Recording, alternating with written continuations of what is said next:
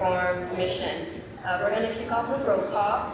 Your chair of this committee is present. Commissioner Fair has informed us that she is sick today but listening in and will be watching the recording to refer back to the presentations and discussion we have today. Commissioner Thomas? Present. Okay, we are at quorum.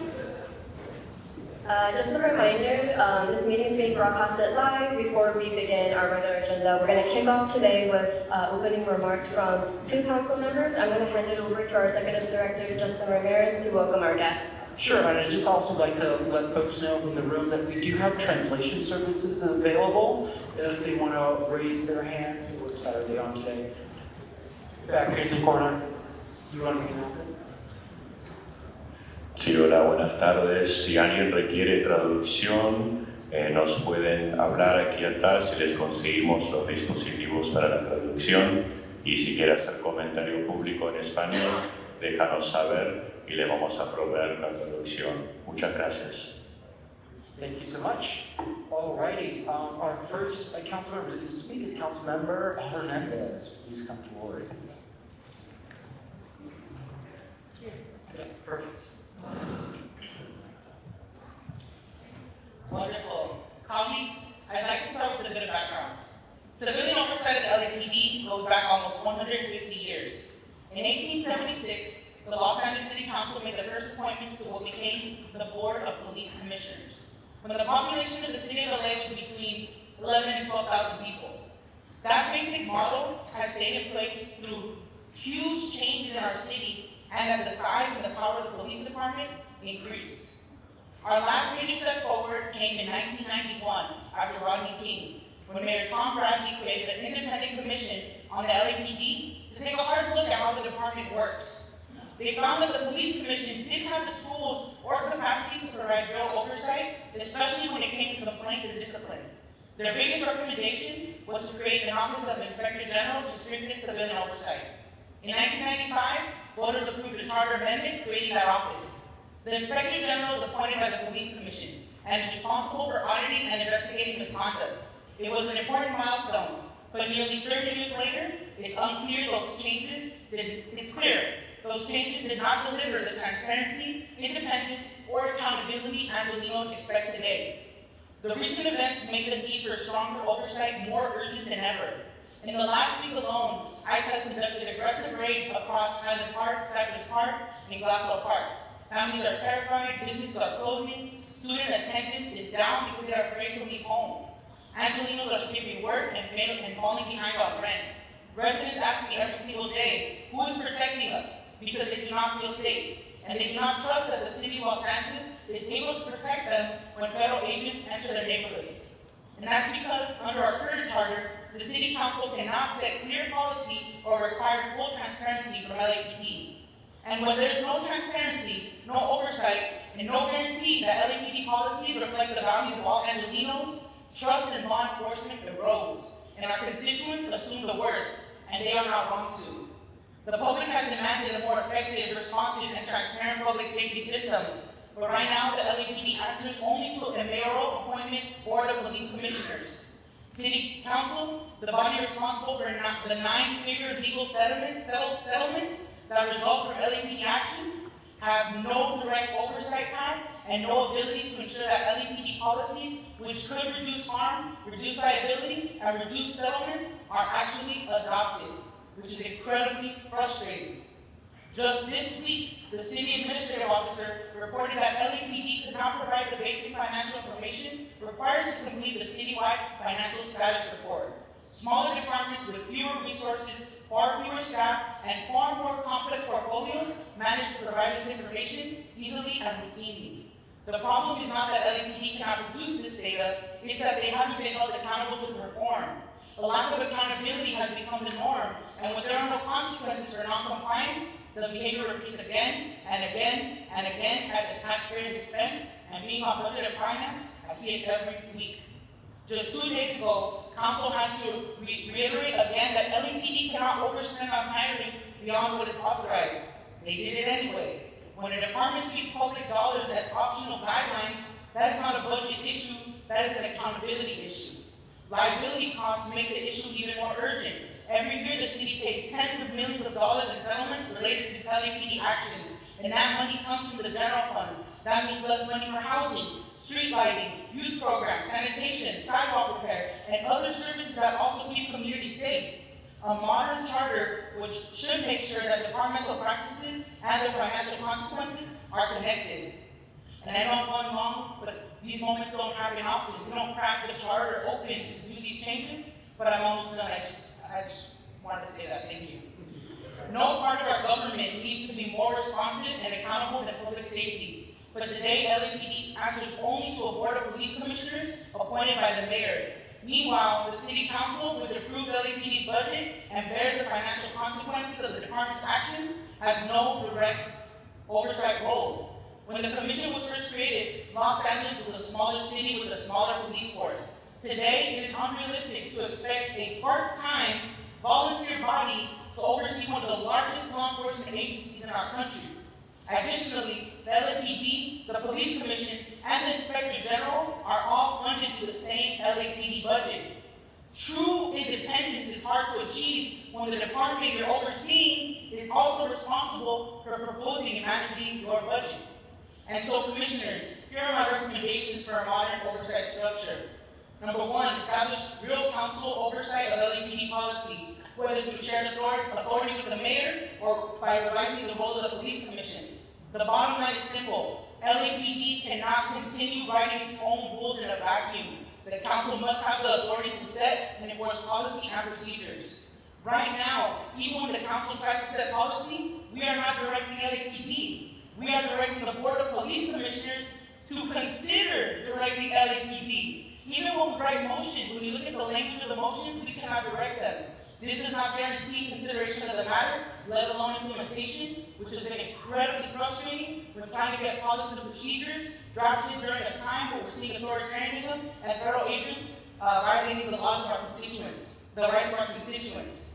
We feel the consequences of this every time our communities face danger. When immigration enforcement attacks my district, my officers and families immediately. Is LAPD sharing information with ICE? Are they coordinating? Are they stepping in or stepping back? These are reasonable questions, but under the current charter, the council has no power to require LAPD to provide clear answers or to adopt policies that would protect immigrant communities. All we can do is ask the police commission to look into it and hope that they do. That same thing happens with the reforms that we introduced. When we push for stronger transparency around federal partnerships, limits on harmful deployment tactics, or guardrails on the use of less than lethal weapons, the council cannot direct LAPD to adopt or implement these policies. Instead, we send them to the police commission where they may be reviewed, may be delayed, or may never more move forward at all. And in the meantime, nothing changes on the ground. Number two, allow the chief to remove officers with repeated histories of harm. Right now, the chief of police does not have the authority to remove officers with long documented histories of harm. The current board of rights process works almost like a protective shield. It makes it incredibly difficult, and in some cases nearly impossible, to discipline or fire officers who repeatedly violate policy or endanger the public. The system is broken, and as long as it stays in place, this conduct will continue, and our communities will keep paying the price with their lives, with their bodies, and with their tax dollars. And by paying the price, I mean literally. When harmful officers stay on the force, the city ends up paying for their misconduct through enormous legal settlements. Every time the Board of Rights blocks the removal of an officer with a pattern of violations, that decision has a dollar amount attached to it.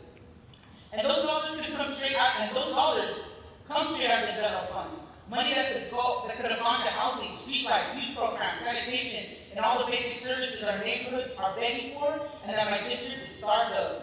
The charter ties the chief's hands in, and doing so ties the city's hands. We cannot reduce liability, we cannot reduce settlements, and we cannot set the department up for success when the chief is not allowed to remove the very people who drive up risk and erode public trust. If we expect the chief to lead a modern, accountable department, then the chief must have the authority to remove officers who repeatedly harm the public and department employees. And this is my last one, number 3. Mandate periodic data-driven reviews of LAPD deployment and equipment. This is one of the most urgent reforms in front of this commission. When a department is still basing today's multi-million-dollar decisions on a JPL report from the 1970s, something is fundamentally broken. Let me explain. During the fiscal year 2025-2026 budget hearings, my office discovered that the LAPD helicopter program, one of the largest and most expensive in the country, is still justified using research that is a half a century old. Research that predates body cameras, GPS, digital dispatch systems, and half the neighborhoods in Los Angeles. And during those hearings, LAPD could not produce modern data demonstrating that these flights improve safety, reduce crime, or prevent harm. The only metric we were given was that for every 40 hours of flight, the Air Support Division makes one arrest. And even that number doesn't tell us whether those arrests resulted in charges, convictions, or actual improvements in public safety. What it does tell us is that we're spending millions of taxpayer dollars every year on a deployment strategy with no evidence of meaningful impact. This equipment issue is especially important given the political climate we're in. As Angelinos exercise their First Amendment rights, his department is using tear gas and less than lethal weapons that can literally maim and disable people permanently. 2 weeks ago, I pressed for answers, but instead of acknowledging that these are outdated, harmful policies that need to be removed from the books, the department pushed to retain authority around less than lethals without offering real data, real transparency, or real justification. Do we want Los Angeles with a 21st century police Do we want Los Angeles with a 21st century public safety system or one stuck in the past? Right now, we need updated data-driven decisions about how LAPD deploys resources, use equipment, or structures entire divisions of the department to ensure the safety of both officers and the public. As I bring my remarks to a close, I want to reiterate something that I say often. Every dollar spent without oversight is a dollar taken from the public's safety. When LAPD overspends and overhires, when liability settlements rise due to misconduct, those costs come out of the general fund. That means less money for housing, streetlights, immigration defense, after-school programs, sanitation, crossing guards, sidewalk repair. These are the things that also keep our community safe, that prevent harm from happening in the first place, and that our constituents are begging for. And that costs pennies on the dollar compared to LAPD's budget. And so today is about setting the trajectory of real reform. And I want the commission to hear this clearly. Los Angeles cannot have real public safety, cannot protect immigrants, cannot store public dollars responsibly, cannot build public trust, and cannot call itself a modern democratic city until the charter is reformed to create real, meaningful oversight of the LAPD. I'm ready to legislate accountability, and we've been trying to. Please believe we have been trying to. And I'm ready to protect my community. But right now, structurally, this council simply cannot do that. And that is exactly what has to change. Thank you so much for the time to be able to say all of these things in front of y'all and for having this conversation in the first place. It is incredibly important. Thank you.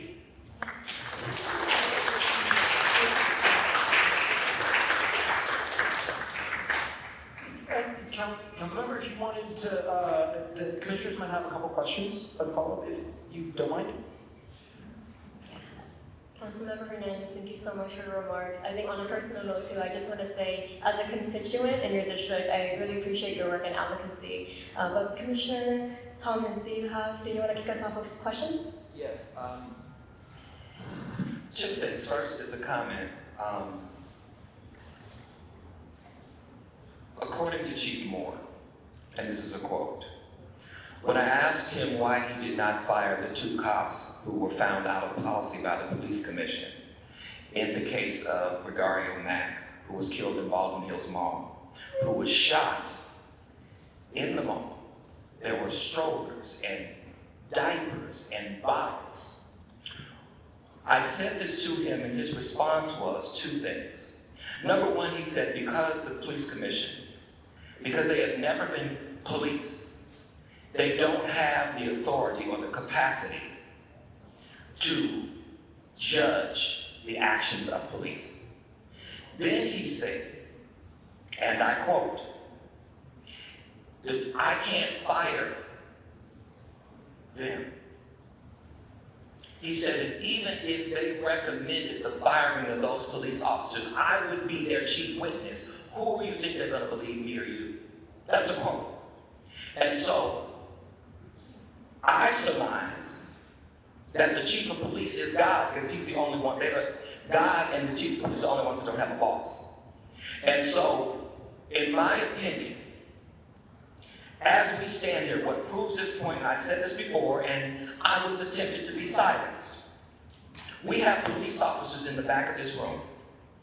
How much does it cost for them to be in the back of the room? We came through some police, we were monitored, came through the police, and now we have police officers in the back of the room. I don't know how much they cost, but I'm sure they're very expensive, especially since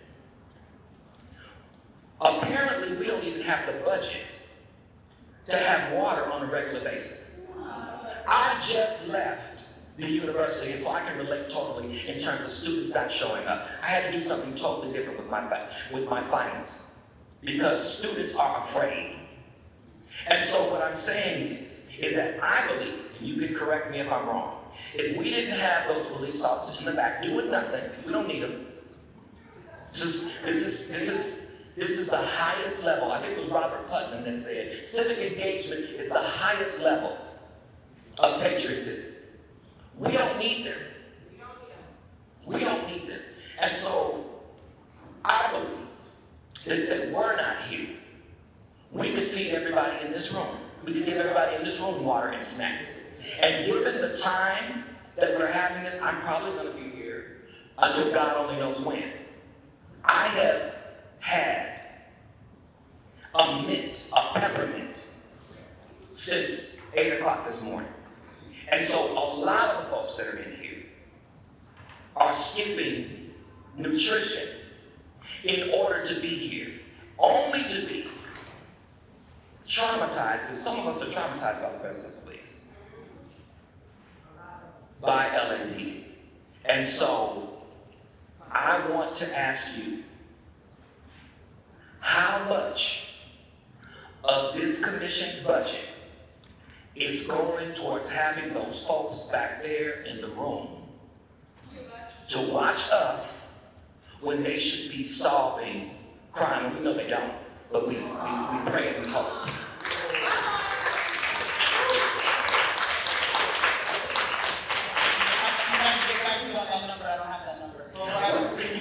What I can tell you is that the work that we're doing in city, well, at least the work that I'm doing in City Hall, is to try to build up the public safety ecosystem.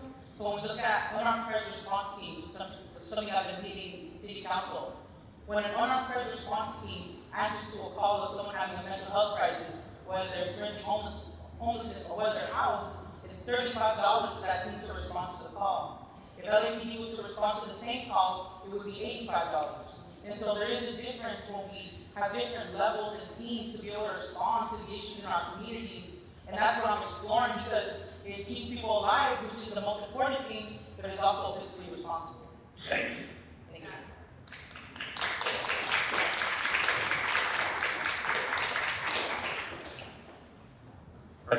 Next up, we have Councilmember Hugo Soto-Martinez.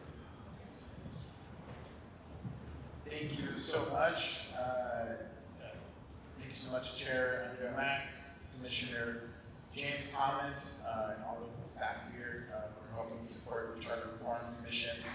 My name is Councilmember Hugo Soto-Martinez, and I represent the 13th District in the City of Los Angeles. I've also been a member of the Public Safety Committee since I joined the council 3 years ago, and I sit on the council's Personnel Committee as well. For much of the public, I want to start by providing some background on how our government relationship with LAPD is currently structured. Since I took office, I found that many Angelinos assume that the City Council has authority over the LAPD and their policies in the City of Los Angeles. Given that it is by far the city's largest department, accounting for nearly almost half of our city's unrestricted funding, at well over $3 billion, that would probably make sense. But as many of you likely know, that is not actually true. According to the Charter, the City Council cannot directly set LAPD policy. Many of those examples were reiterated by Councilmember Hernandes. Instead, power over the LAPD is given to the Board of Police Commissioners, which consists of 5 unelected, unpaid volunteers who are appointed by the mayor and confirmed by the City Council. Almost every other department in the city reports directly to council, and council sets their policies. But when it comes to the LAPD, council's role is pretty limited. we only have control over three major things: their budget, confirming police commissioners, and confirming the chief of police. The mayor has control over hiring and firing the chief of police and the police commissioners, and then the police commission is who actually sets LAPD policy and sets the nominees for the chief of police. So there are a ton of opportunities that we can take to improve the structure of our city, but I want to focus in on what's been the top of my mind and for my district, and that's the ICE raids and the federal tax on our communities. Almost every single day, people stop me and ask me what we are doing about seeing videos of LAPD seemingly providing safe passage for ICE or officers violating use of force policies at protests. The truth is, the City Council doesn't have direct oversight over these issues. Our charter delegated that power to the Police Commission. And even they have to rely on the police department themselves to conduct internal investigations, since the commissioners don't have the staff or capacity to do that themselves. But even with those limitations, I still believe it is one of our most important responsibilities of any elected official to keep our community safe. Recently, I took a unique opportunity to force a city council vote on LAPD issues when we tried to restrict the use of two specific types of military equipment that we've seen used against peaceful protesters: tear gas and 40mm launchers. The only reason we were able to bring that forward was because of a state law, AB 481, that says city council needs to reauthorize use of military equipment every year. Without this very unique opportunity made possible by a recently passed state law, there wouldn't have been a possibility of bringing this oversight forward at the council level and having a public conversation. When we have an authoritarian federal government targeting our city and attacking our communities, our constituents expect us to stand up for them and to do everything within our power to keep them safe. But right now, we have a system that is designated to keep our hands tied as elected officials. So we're doing our best in the structure that we have, but we need to bring everything we have to this fight. And we can't do it with our hands tied behind our backs. Giving City Council authority over LAPD policy needs to be part of the solution to this very serious issue. I hope this has been helpful in providing context into how these structures operate, because in my view, the system is broken. But that's not because of the people in it, but rather because of the way the charter makes change and accountability more difficult. If we want a safer, more transparent city, we have to start by making sure our government has the tools to act when our communities need us. Thank you so much for your time.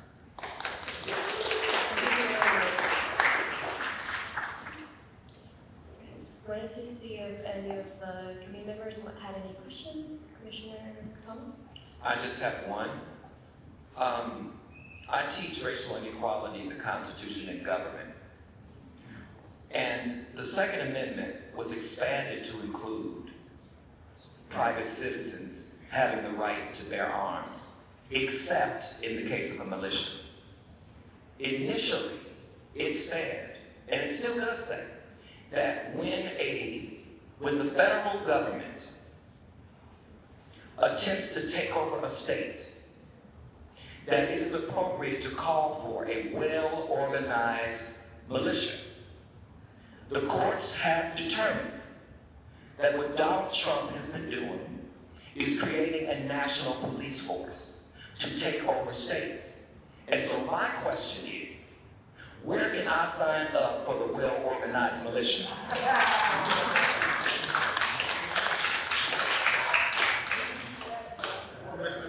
Commissioner Thomas. And that's the Constitution. So folks can spend it however they want. That's the Constitution. That's what it says. Well, Commissioner Thomas, you know, I was mentored under Reverend James Lawson, and you know, I think, and I believe that very deep to my core. And so if you want to sign up for nonviolent direct action militia, I'm more than happy to direct you. Oh, that ain't what the Constitution says. But I appreciate your request. I appreciate you participating in your union and what we see you in this protest.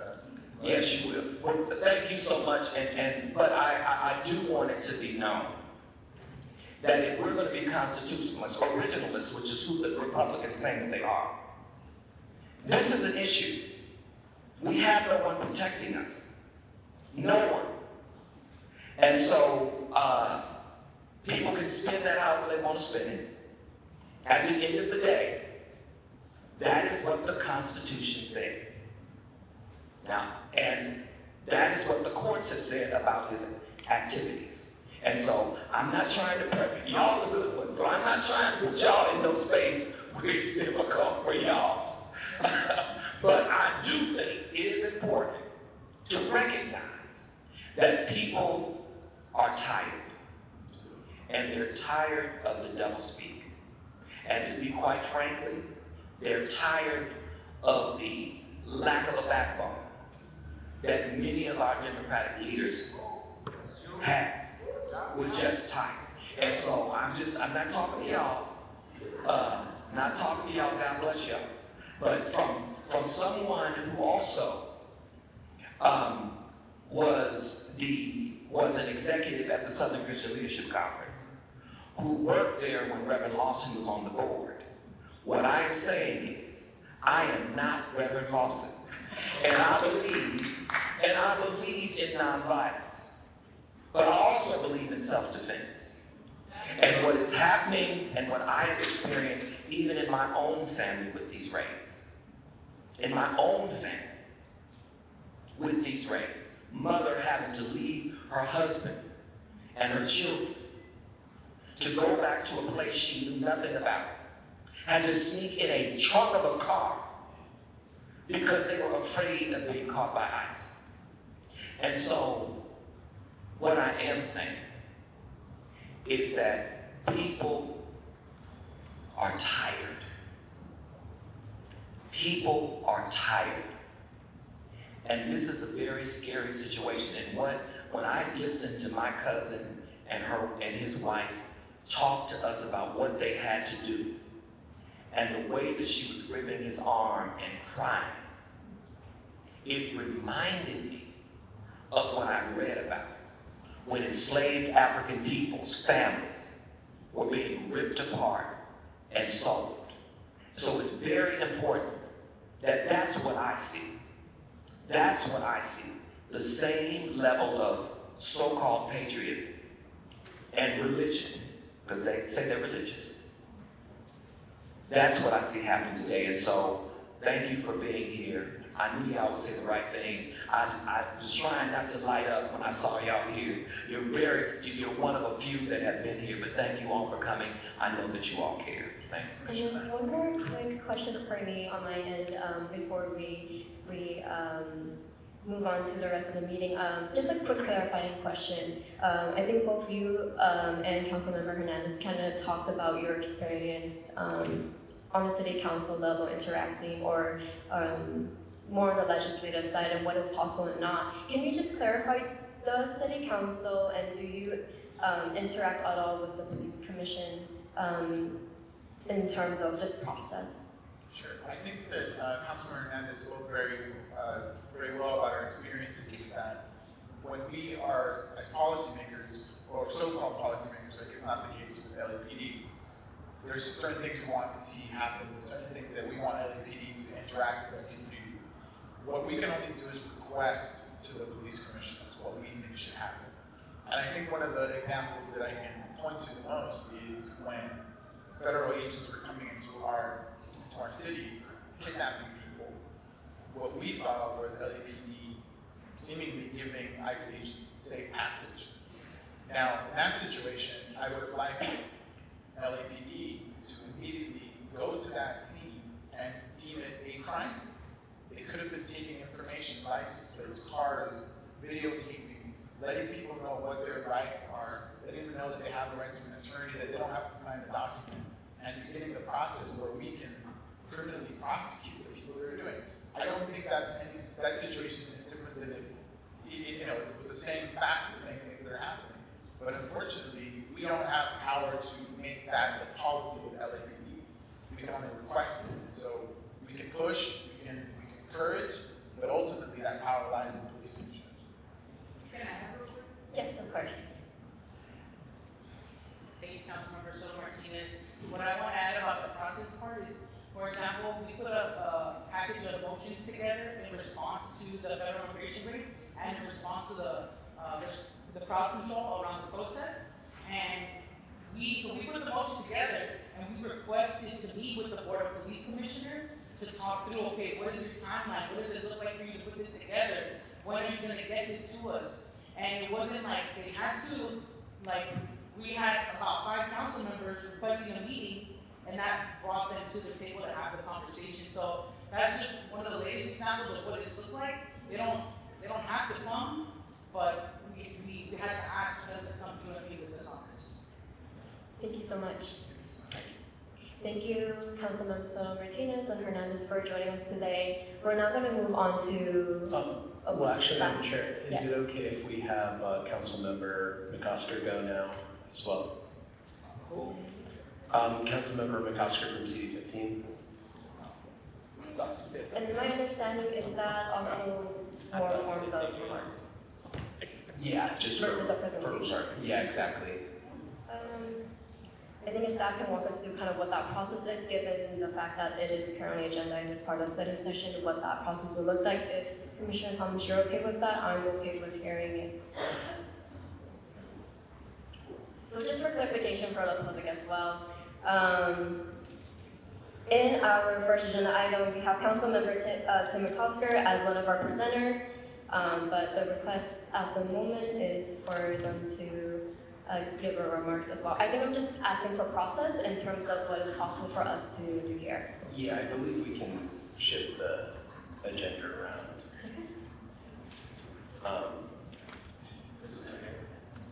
Mr. Chair. Okay with that? It's opening remarks. No, No presentation. just remarks. Yeah. I'll be okay with that. Yes. Let's move forward with that.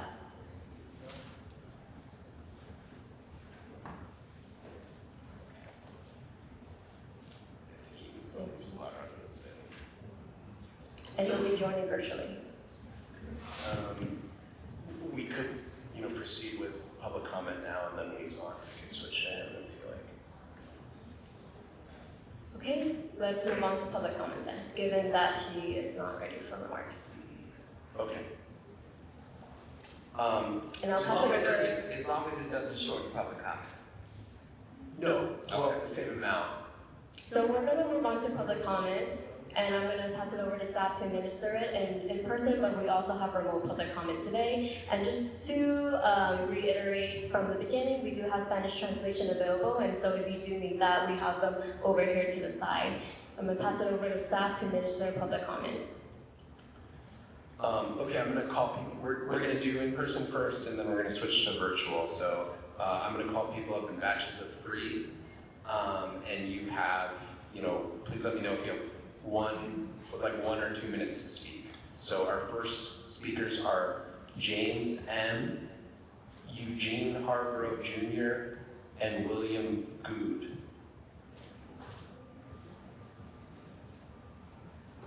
Hello? Would you like 1 or 2 minutes? 2 minutes, please. And Kate, are we good with the clock?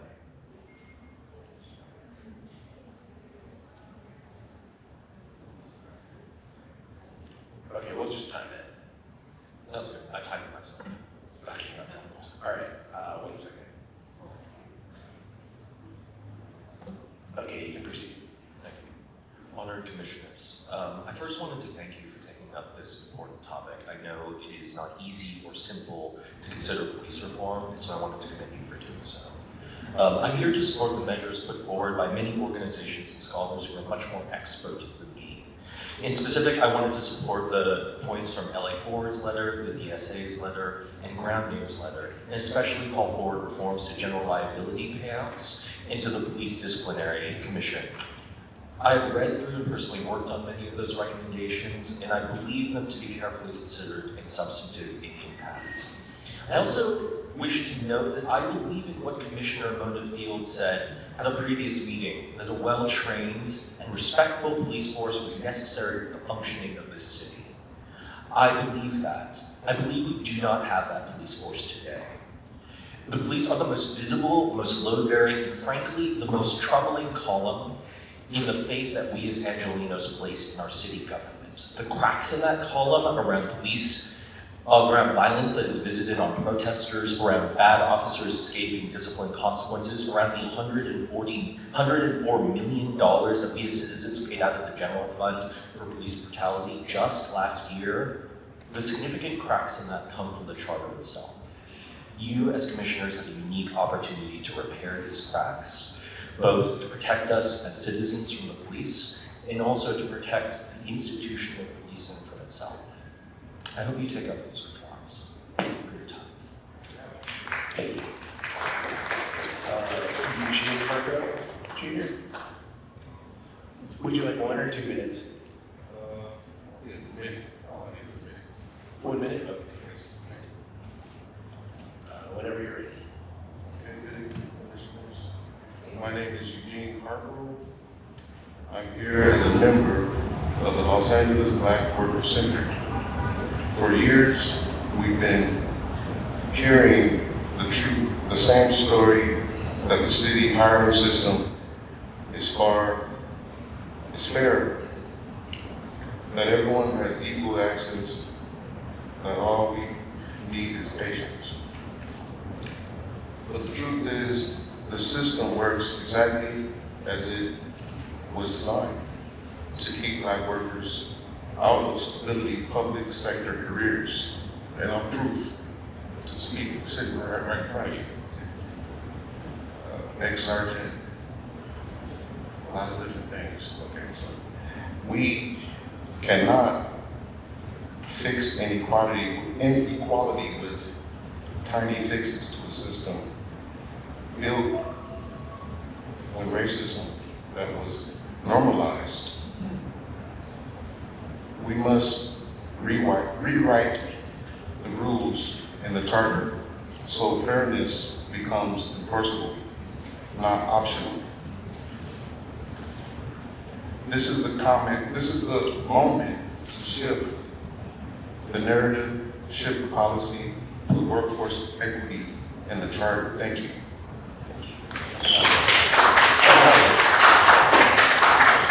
Next up is William. Would you like 1 or 2 minutes? 2 minutes. Good evening. So I'm pretty skeptical and cynical about this whole process. I don't really care for this whole charter reform changes, because at the end of the day, you can change rules, but if nobody's going to enforce them, then nothing's going to happen. Nothing will change, right? We can put the policies in place, if nobody's going to enforce them, nothing's going to change. And quite honestly, we're taking the lead from our politicians, because the politicians, 2 of them just spoke, talking about how their hands are tied, and that's actually a lie. It's actually a lie. They use their voice to speak out against these things. They left now. But I watched as police, the LAPD abused people for months on end, protests, both journalists and protesters themselves. And neither one of them said anything until a month ago. So I think both of them, quite honestly, kind of full of shit. They kind of also get the whole process wrong. They said that the Board of Police Commissioners are an independent commissioner. Now, you go to their website, they say that they are the head of the LAPD. You go to the Inspector General's website, it says the Board of Police Commissioners are the head of the LAPD. They're the LAPD. They're the LAPD, and they have limited oversight. They can only, quite honestly, discipline the chief. They can't discipline officers. I have myself filed over 1,000 complaints against officers. I have documented every aspect of the complaint process, and I'm here to tell you the entire process is broken. The LAPD has no business investigating themselves. It should be taken out of their hands. We can't change it around the edges little bits. The OIG should have full control of the complaint process. And I'm going to give you an example. One time, there was a guy in Hollywood who had his head stepped on by the cops. It's on video, multiple different angles. It was all over He was all over the news. The LAPD investigated and said it didn't happen even though it's on video. That's a problem we have when the LAPD investigates itself. So you can tinker around the edges, but unless we have a complete overhaul of the oversight process, nothing's going to change very good.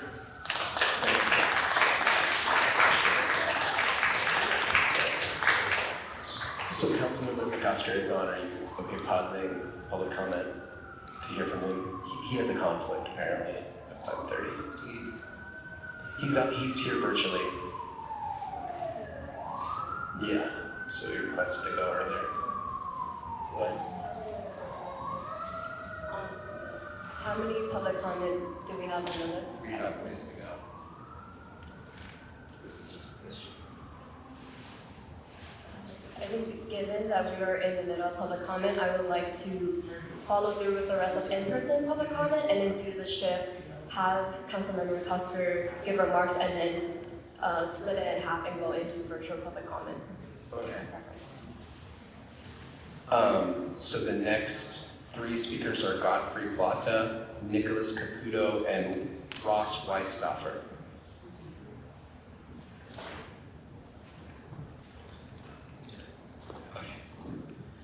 Godfrey Plata, Deputy Director at LA 40 Institute. Thank you both so much, everyone actually here. We know you're juggling a lot. We know today was not initially planned, so we thank you for heeding the public call to consider police reforms and are eager to support you with any community capacity we have to pursue these revisions incisively and comprehensively. I want to uplift a letter from LA Forward that we sent at 10:54 p.m. last night, which is not in time for printing for distribution, but in there we have recommendations with relevant charter section numbers in there. First, we want you to look at reforms that move payout for liability costs from the general fund to the department. The controller has reported that almost $400 million in police liabilities have been taken from the general fund over the last 5 years. This is the same fund that pays for key services, maintenance for our community, support for youth. $400 million could fund mental health-based unarmed crisis response services citywide for a decade. Through the charter, we can move our system of liability payouts from the general fund to the department implicated in the harm. We included an example from Minneapolis in the letter for your consideration. We also hope that you would re-examine accountability through both the Board of Rights and the Police Commission. The Board of Rights is a 3-person civilian panel that serves as an internal court within the LAPD. They decide how officers accused of misconduct are disciplined. The process frequently results in penalties that are too lenient on problematic officers. In 2022, the LAPD Inspector General released a report finding that most officers found to have wrongfully opened fire on people in recent years avoided serious punishment or received no discipline at all. We ask you to take seriously any reforms of the Board of Rights, up to and including its elimination, to ensure that discipline is more fairly administered. Next, the charter states in 571 that LAPD is governed not by the mayor or council, but by a police commission made up of appointees. This system is not sufficient for this important task of holding LAPD accountable. The charter could be clarified to ensure that the public has people who they can hold accountable to the hiring, firing practices and outcomes coming out of LAPD's work. We'd love to partner with you on any of this work, ask you to move these recommendations forward to full commission next week. Thank you. All right, let's start with Nicholas Caputo. Would you like 1 or 2 minutes? 2 minutes, please. Thank you. Good afternoon, Commissioners. My name is Nicholas Caputo, and I lead Livable Advance Los Angeles, a nonprofit focused on structural governance reform and system design. I want to thank the Commission for this discussion and also acknowledge the thoughtful engagement of Councilmembers Eunisses, Hernandes, and Hugo Soto-Martinez, whose offices have been constructive partners in these charter reform conversations. I want to focus my comment today on reforming the governance structure around public safety, particularly the Police Commission. Many of the letters we received raise important points about discipline, transparency, and fiscal accountability. I want to briefly note that LA Forward's letter highlights an issue our organization has long supported, which is aligning liability costs with departmental budgets so accountability is real and visible. I appreciate the grounding that argument in concrete fiscal data. But beyond these points, I want to emphasize 3 structural reforms. First, the charter should require standardized timelines and performance metrics for the disciplinary process. As Councilmember Costa has outlined, the current system lacks predictability and trust. Anchoring discipline to clear benchmarks would improve fairness for officers and credibility for the public. You know when to get an answer by. Second, Los Angeles should establish a standing public safety performance office with independent analytic authority. Rather than episodic audits or crisis-driven reform, the city needs a permanent capacity to evaluate deployment models, overtime use, alternative response programs, and technology adoption. Make it a habit, not a reaction. Third, and most importantly, the charter must modernize the governance relationship between the City Council, the Police Commission, and the LAPD. Today, authority is fragmented. I urge the Commission to consider a structure where the City Council has clear authority over LAPD policy setting, while the Police Commission is strengthened as accountability and oversight regulates for enforcement performance reviews, and civilian accountability alongside with. This would restore democratic responsibility without politicizing day-to-day operations. Honestly, accountability is the most important. Finally, we have developed a 48-point Boston Georgia Charter Reform Framework that includes these police reforms. We'd be happy to circulate it and present it in January as a resource to the Commission. Thank you for working for advancing more accountable system public safety system for Los Angeles. This is probably one of the main pillars. It is one of the main pillars of what we do. Thank you. 1 or 2? 2 minutes, please. Thank you, Commissioners. Ross Weishauper, volunteer at Fair LA. This commission exists to create a charter that delivers better government for the people of Los Angeles. So it's required that people from across government would create it, so it would be accountable to all of government and would represent all our city's diverse communities. Now, why can't we do that for our board of police commissioners? Why can't we have more offices than just the mayor pick commissioners? Why not guarantee a voice for public defenders, for police communities? If that policy is good enough for the Charter Reform Commission, it should be good enough for the Police Commission. We've also heard that this commission is concerned about City Council accepting its recommendations. Well, those City Council members were here today asking you to deliver them real power over LAPD. And why shouldn't our elected officials be able to hold LAPD accountable when they break use of force court orders or when they assist ICE? A charter that works for Angelenos can only work when elected officials are allowed to hold government accountable. And on that note, if you are convicted of a felony, there is no reason you should be able to keep collecting a pension and taking money from Angelenos' pockets. No reason. And I've heard from some that police reform is not a charter issue, but we can't change that without a charter change. So change the charter. Diversify our board of police commissioners. Give our electeds power over LAPD and cut off pensions for felons. I've asked you a lot of questions today, but it remains your job as Charter Reform Commissioners to answer that question. Why not?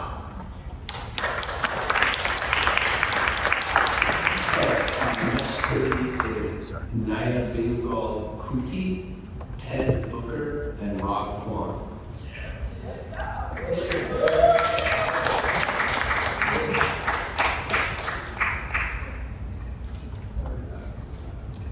One or 2 minutes? 2 minutes. Greetings, Naya Kuti, and appreciate your comments, Commissioner Thomas, and the Safe Spaces, Black Lives Matter. My name is Naya Kuti, and today I'm here as a Black worker who has seen what happens when a city chooses punishment over employment. For most of the 20th century, public sector jobs were one of the strongest engines of Black economic mobility. A city job with a pension and a union contract meant housing stability, neighborhood stability, and real public safety. That didn't end by accident. It ended because of policy choices. The Black job crisis is a form of economic violence. When Black voters are shut out of public sector jobs, the consequences are predictable. Housing instability, displacement, criminalization, shorter life expectancy, and we see it in our neighborhoods every day. The city spends nearly $2 billion on policing, but maintains a hiring system that blocks very communities being policed. If LA can afford to criminalize every zip code, it can choose to employ them. We are asking to endorse the LA Black Worker Center's workforce equity reforms and use the charter to replace economic violence with economic justice. Thank you.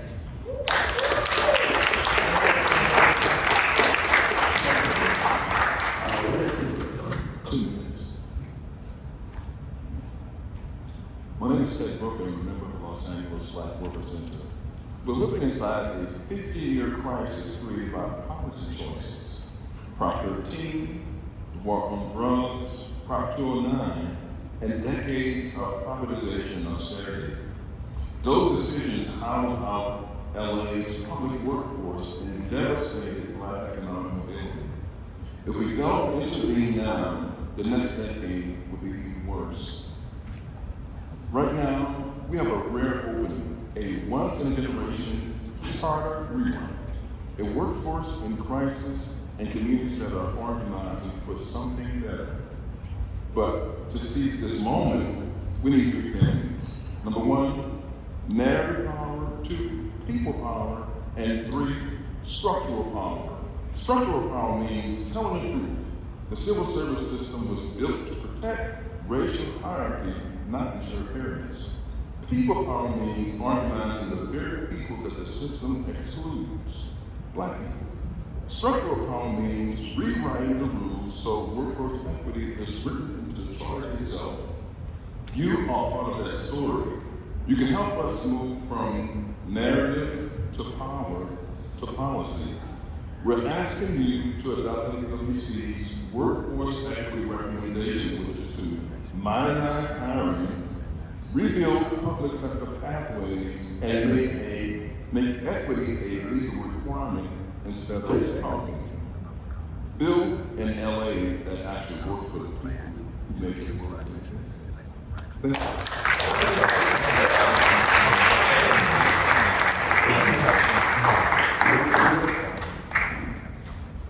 Two minutes, please. Rob Kwan, I think I need to begin by noting it took over 6 months for Karen Bass's minions to cave and allow anything touching LAPD to reach an agenda here. That despite Commissioner Schlager asking for it twice, going back over 4 months ago. We now have less than 4 months left, and it's great to have these presenters here in front of you, and I just wish this was happening months ago and in front of the whole commission so they could all hear it. Team Karen really is at work with this commission.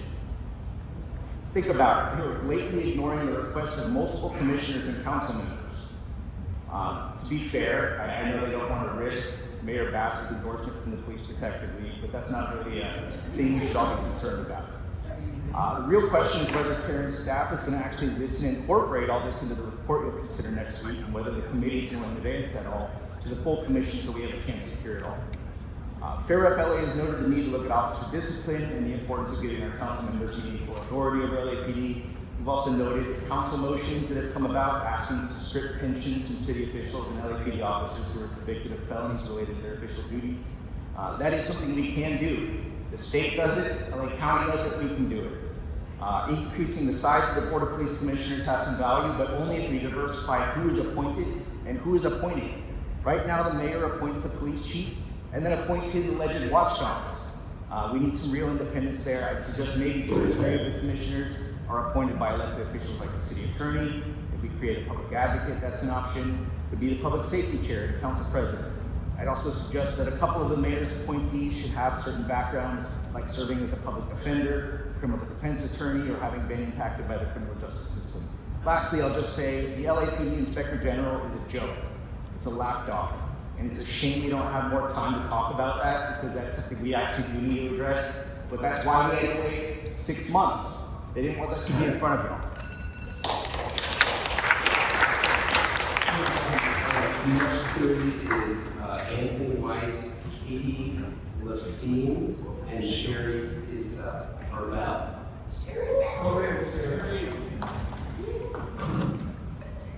Hi, thank you. The LAPD, the largest city department, is dysfunctional and fails to provide safety for Angelenos. We see this in the violent treatment of the public, journalists, violation of law, proven public safety methods, the Bill of Rights and common decency. We also see this in expensive liability payments that cost taxpayers heavily and utterly fail to compensate victims for harms that they have already suffered and that do nothing to change patterns of destructive and illegal behavior. If the LAPD could have reformed itself, it would have reformed itself. It has not and cannot play a leading role in shaping the necessary changes that must be made. Reform should be led by community, and I hope that the commissioners and city council will follow their lead accordingly, with a focus on the recommendations that have been made by Catalyst California, LA Forward, Ground Game LA, the League of Women Voters, and others.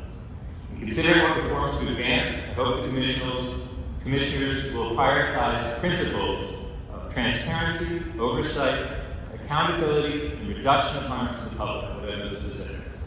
Transparency to the public, the press, and other public officials as to what the LAPD is doing, why, how its officers are trained, what are the outcomes, and any data they are gathering. Oversight by democratic bodies with the capacity to fully understand the city's largest department, hold its actions up to scrutiny, and force changes as necessary. Accountability to ensure that instances and patterns of misconduct lead to changes in behavior so that violators are punished and the misconduct stops. The reduction of harms, including violent injury and death, wrongful arrest and detention, racial profiling, violation of constitutional rights, and the trauma vote for police communities. Whatever happens in terms of specifics, I hope that these principles will guide you. Thank you.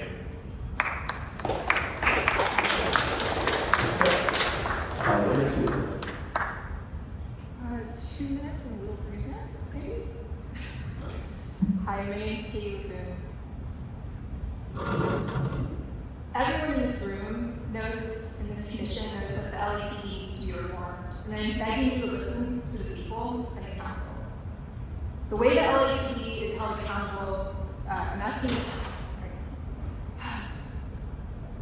everyone in this room and on this commission knows that the LAPD needs to be reformed and to be held accountable.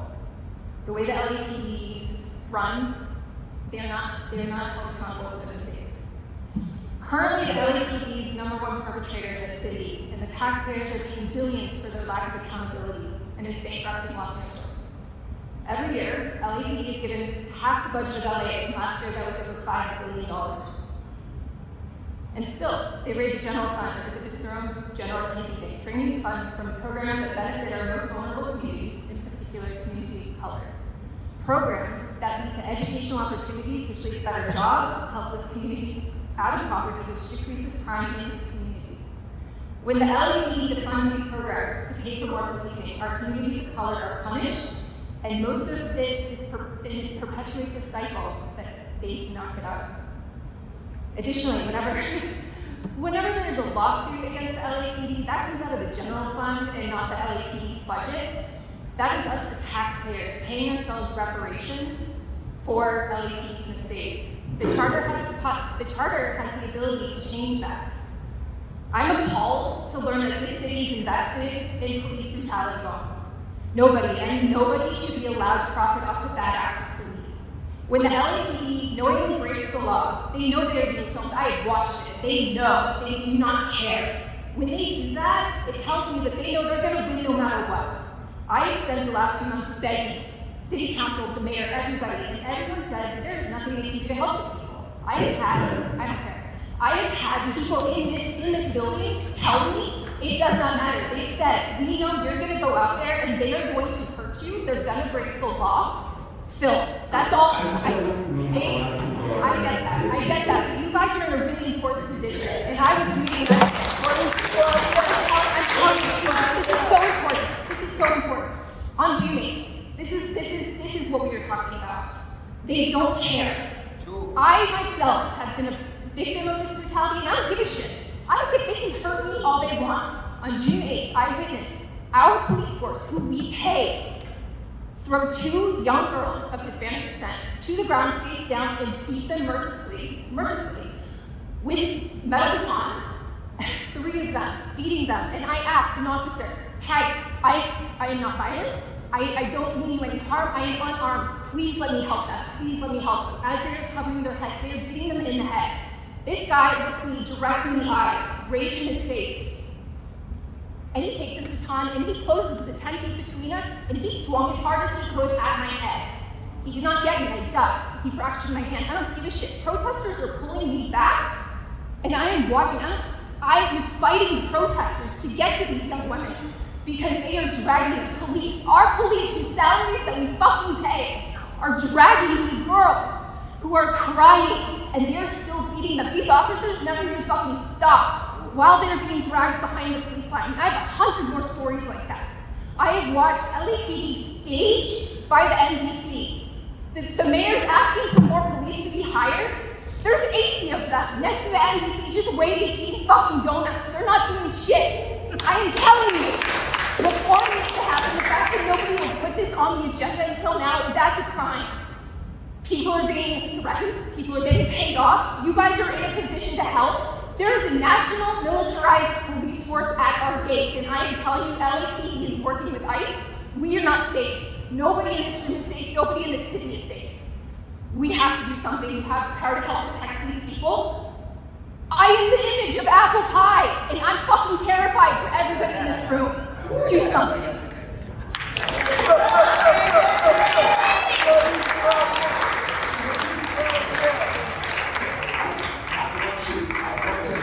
I want to begin by saying that I am so sorry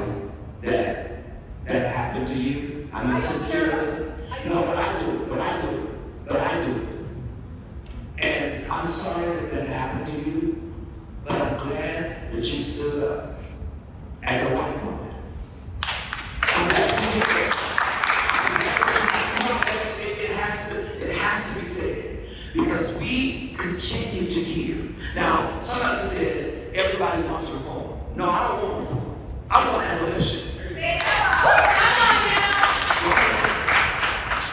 Because reform turned into training, which turned into more dollars, and we use those dollars to buy more militarized weapons. That is what the former chief of police said in his book, Breaking Rank. The chief of police from San Diego and also Seattle, Washington. That's what he said.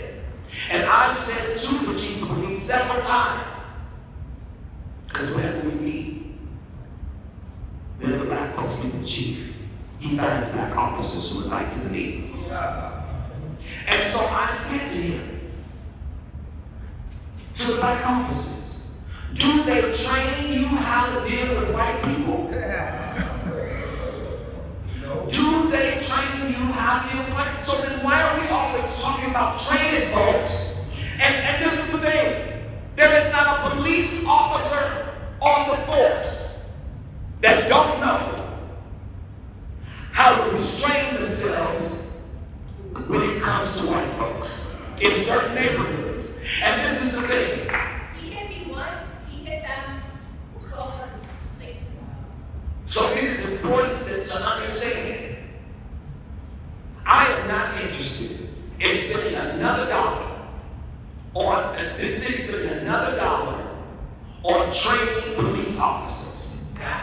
You need to be fired just like we all will when we fail to do our jobs. When we abuse our authority. It should be no different from you. It should be no different. So I wanted to say that, and I also wanted to say, because I believe in the truth, it is a disgrace that this should have been the first, this should be a committee. Police reform, I would say police abolition, but police reform should have been one of the committees. And it's a shame that hundreds of letters came to us demanding that we talk about the clear and present threat to all of us. It makes no sense. Absolutely no sense. And so the point is, and I'm sorry, but your story, if Max would cut you off and not let you speak, that would be a problem. Max is a good guy, I appreciate it. But thank you for doing what you did.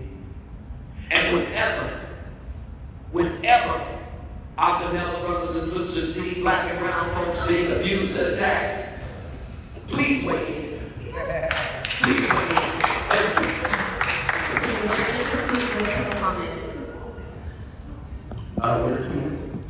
Please. Good evening, commissioners. My name is Sherry Bell, and I'm a proud member of the LA Black Workers. We've all heard the story. The civil service system is fair, the test measures merit, and anyone can apply. That's the main narrative. But it doesn't match our reality as black workers, who are amongst the most vulnerable Angelinos when it comes to employment discrimination and being shut out of quality jobs. LA City and LA County recently published reports with data to support this statement. And this narrative does not support the working class people in this city in general. The rules that define merit were created in a segregated era. Tests designed decades ago do not measure real skills or lived experiences. They measure who had access to certain schooling, and they do not measure real skills or lived experience. They measure who had access to certain schooling, who speaks the right language, and who already knows how to navigate a system who wasn't even built for us. The myth makes it easier to blame individual workers instead of a structure, a Jim Crow era structure that filters us out. Charter reform is how we stop killing ourselves and conforming to that lie. We're not asking for special treatment. We're asking for fair rules, not fake merit. Please support the LA Black Workers Center's recommendation to embed workforce equity in the city's charter and finally align our hiring system with the values that this city claims to hold. Thank you.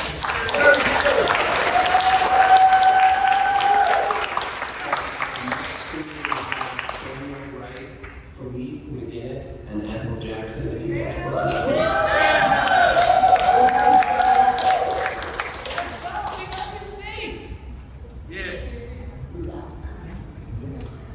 Was there 2 minutes? 2 minutes.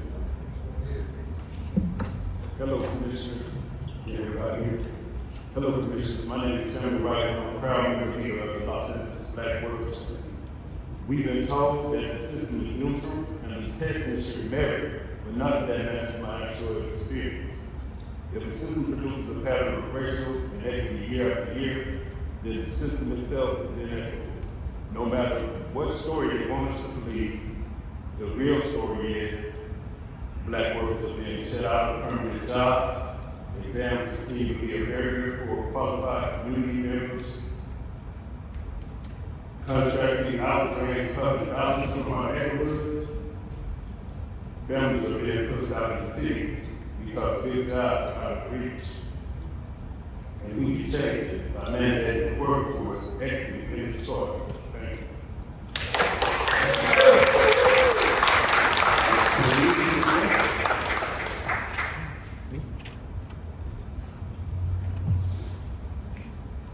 One or 2 minutes? I'm asking for 2 minutes. Okay. Hold on just a second. Okay. My name is Eunisses, and currently Los Angeles is making a choice about who belongs here. When the city uses old civil service systems to keep black workers out of stable jobs, and then relies on privatization and policing to manage the fallout, it's deciding who gets to live here or who gets pushed out. Structurally, 3 things are happening at the same time. First, a civil service system designed in a racist era continues to filter us out through neutral rules. Second, privatization shrinks and degrades the public workforce, moving good jobs into private hands. Third, criminalization steps in where employment and housing have been withdrawn. The result is a racialized labor system where some neighborhoods are treated as disposable labor pools, such as Skid Row, and others are treated as investment zones, such as Boyle Heights. Charter reform is about interrupting that pattern. It's about saying we have the right to stay in the neighborhoods we build. If we can do the work, we deserve the job and the benefits, and black workers must be at the center of any serious plan to save LA's working class. Any new construction permits should include a provision to hire black workers. Please support Los Angeles Black Workers Center's workforce equity reforms and help ensure that the people who built Los Angeles can afford to stay in Los Angeles and be called Angelinos. Thank you.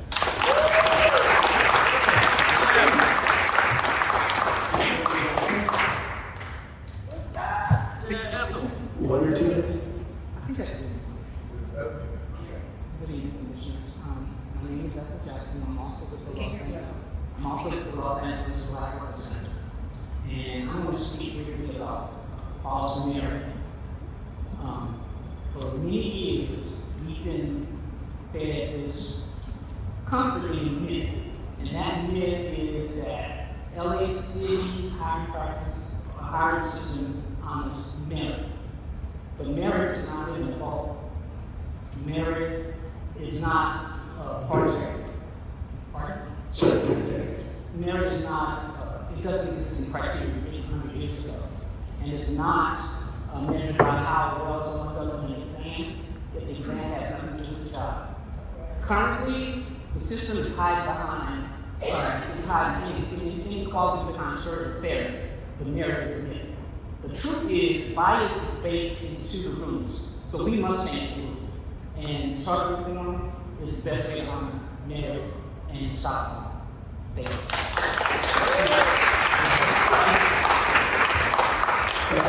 Next to the we have Chad Shields, Emmanuel Barrow, and Tyga Stevenson.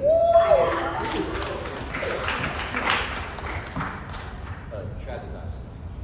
Okay, so Chad, so Emmanuel Barrow is next. And 1 or 2 minutes. 2 minutes. Good night, everybody. LA Black Workers members. Hi, Commissioner. Big up to you, Commissioner. Hope you get an active position on the front line. I like your energy. I'm a proud member of the Los Angeles Black Workers Center. We're tired of the same approach for decades. Bridge to jobs, target local hire. Every year the data is the same. Black workers are still being excluded. We are told the system only requires a small fix, but the data small fix will never fix our structural bias system.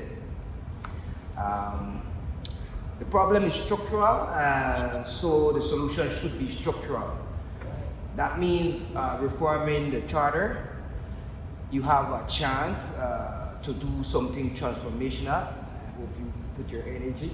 Add workforce equity to the charter now. Yeah. All right. You continue to do your job, man.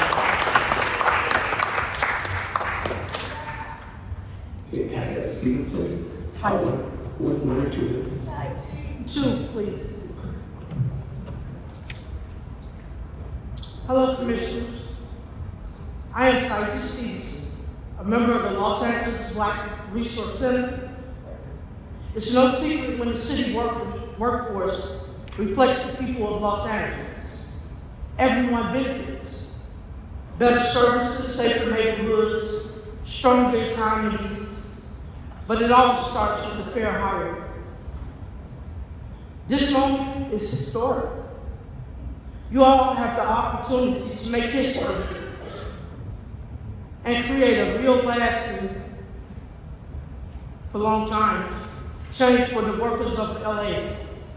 The city charter reform will not happen again for a very long time. This is our opportunity to build a city worthy of its workers, starting with the workers who have been excluded the longest. Please adopt the LABWC's workforce equity reforms. Thank you.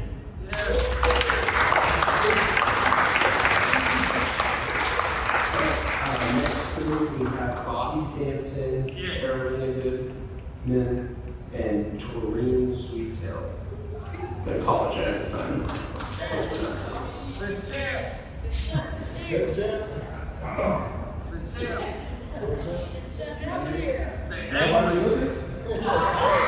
How you doing, Commissioners? I have excuse me, my mic's still or 2. Yeah, my name is Bobby Sampson. I'm a proud member of the LA Los Angeles Black Workers Center. I grew up in the city. Black workers have been systematically excluded from the path of public sector stability. The hiring system filtered us out of early undervalued. Excuse me. The hiring system filtered us out early, undervalue our skill, and leave our neighbors without an economic anchor. City jobs once provided. This isn't just an accident. It comes by plan. Anyway, we believe in the difference in Los Angeles. One, where black workers in the multi-racial working class can access the good jobs we deserve, where hiring is transparent, where most assessments replace outdated exams, where departments reflect the community that serves, where equity is not performative. I hated the word out. But anyway, yeah, but in principle, Yeah, Bob. You did it.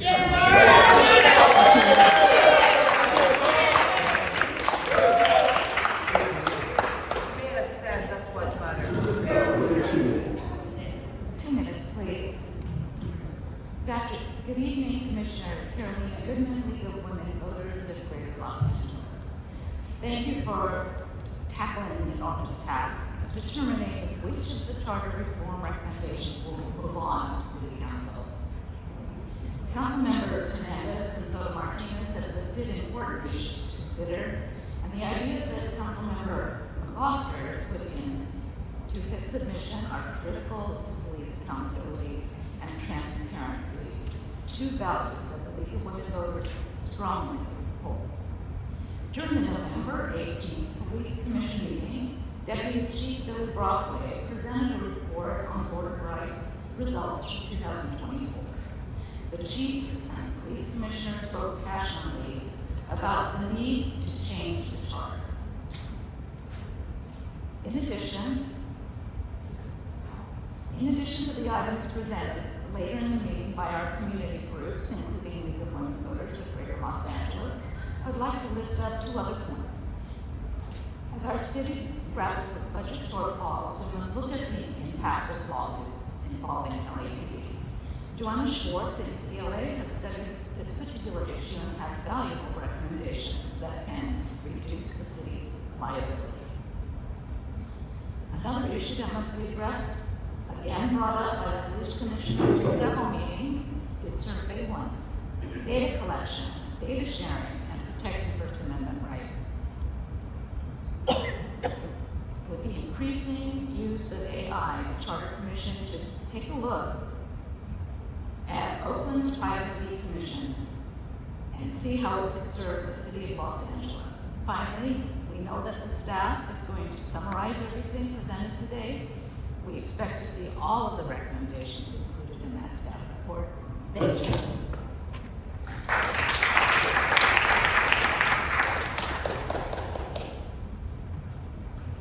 One or 2 minutes? 2 minutes. Tony Siddle with the League of Women Voters of Greater Los Angeles. As a number of the speakers before me pointed out, there's a real problem with police oversight. Currently, the Board of Police Commissioners consists of 5 members, all of whom are appointed by the mayor. Expanding the board with additional members appointed by other elected officials could allow the board to include people who have been directly harmed by police misconduct or have lost a loved one as a result of police violence, as well as experts in civil rights and police misconduct litigation. We would like to see the board reflect the city's diversity, racial, ethnic, sexual orientation, age, income, geographic diversity. We would like to see police reform that centers on the experiences, needs, and priorities of all residents. Thank you. Next three, we have Robbie White, Juicy Bird, and Jermaine Houston. If you could line up, please.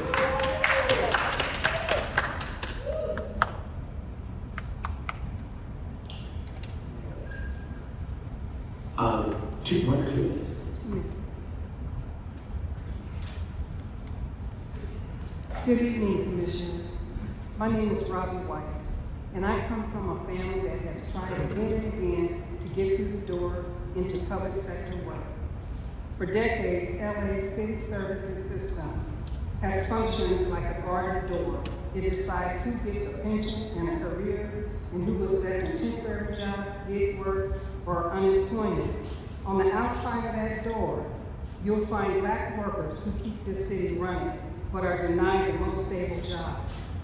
The door used to look like explicit racism and literacy tests. Today it looks like outdated exams, endless hiring lists, subjective evaluations, and privatization. We're told that anyone can apply, but we're not told why the lists don't move, why scores don't translate into hiring, or why contractors are now doing the work that used to be city jobs.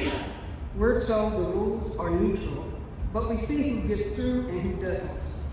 Charter reform gives us a chance to redesign that door into pathways that will allow us to modernize exams, create pipelines from community programs to permanent jobs, and require transparency and equity in hiring and promotion.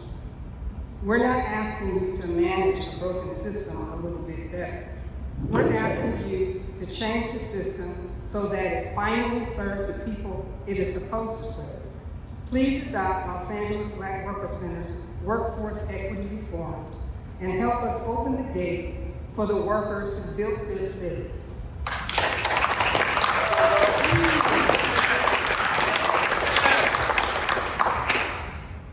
One or 2 minutes? 2 minutes, please. Good evening, commissioners. I'm Douglas Bird. I'm a new member of the LA Black Worker Center. I stand here as a part of a long line of Black workers who have given everything to the city and received far too little in return. The public sector jobs once offered a real path into the middle class for Black workers. And over the past 50 years, that was dismantled, not by accident, but by design. What we're asking for today is simple. Reform the charter, restore our jobs. Restore the idea that if you can do the work, you deserve the job and the benefits. Restore public sector careers as a tool for racial and economic justice. Restore the basic principles that public dollars should build public good, not private profit. Charter reform is your chance to restore the economic opportunities that have been looted from our communities. By naming the workforce equity in the charter, you signal that LA understands its history and is committed to a different future. A future where Black workers are centered, multiracial working class communities are united, and the dignity of work is a legal mandate. We are ready to be a part of that future. We're organizing for it. We need you to adopt LABWC's workforce equity reforms in the charter. Let's rebuild a public sector that reflects the people it's called to serve. Let's rebuild a public sector that reflects the people it's called to serve. Thank you for your time.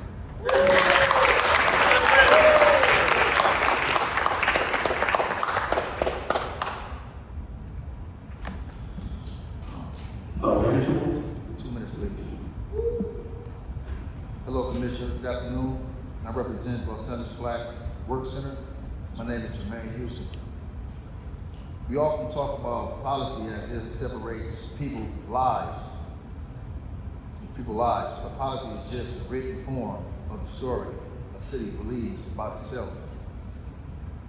Right now, Los Angeles' written story, the charter, still reflects a time when Black workers were not seen as deserving of career-track public employment.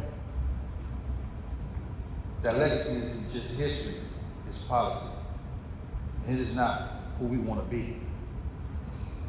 Charter reform allows us to rewrite the story together into one that reflects justice, belonging, and shared prosperity.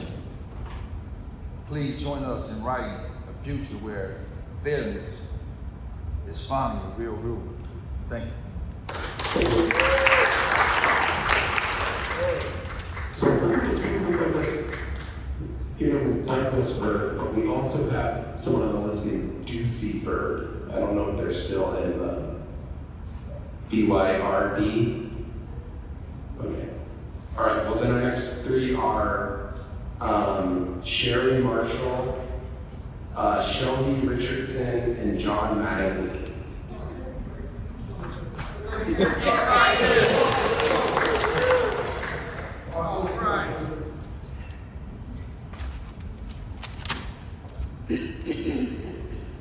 Hello, how you guys doing? My name is Sherry Marshall, and I'm a member of the Los Angeles Black Worker Center.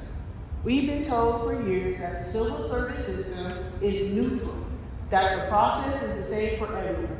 and that if we are just patient, opportunity will eventually reach us. But when a system produces the same racial inequalities decade after decade, that's not a glitch, and that's no accident. That's the design of the system. LA's civil service structure was built in an era when racial exclusion was the norm. Today, that history shows up as slow hiring lists, biased exams, and rules nobody can explain, but the results are clear. Black workers are underrepresented in permanent career track jobs and overrepresented in temporary lower wage disposable roles. You have a choice. You can pretend the system is not broken and just needs tweaks, or you can recognize that it's working exactly as it was designed and help us change it. Charter reform is how we move from fake neutrality to real fairness by putting workforce equity directly into the charter where it becomes enforceable, not optional. We're asking you to support the LABWC's recommendations and write workforce equity into the charter.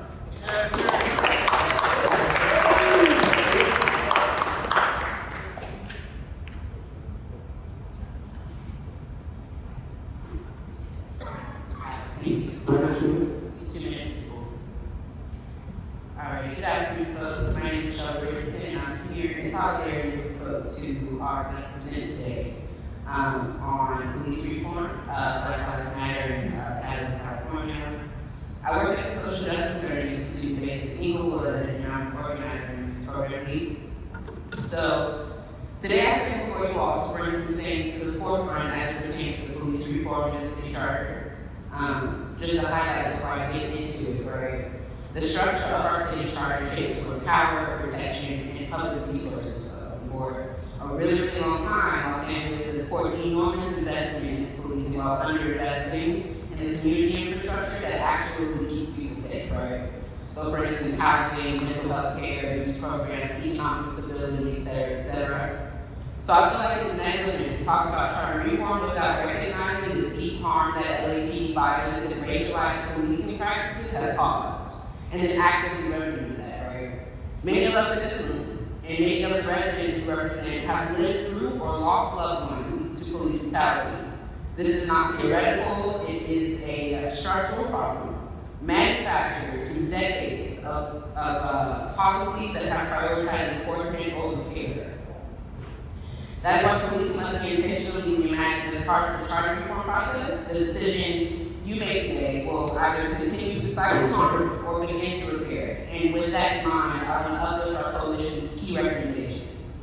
So first, we have to adopt, or we are recommending that we adopt a racial and socioeconomic equity value statement and limit pretextual stop. Second, we want to ensure the board of police commissioners is truly accessible, right? Meetings must be held at times and locations that allow working families who can impact residents to participate meaningfully with language that's accessible and with sufficient time for public comment.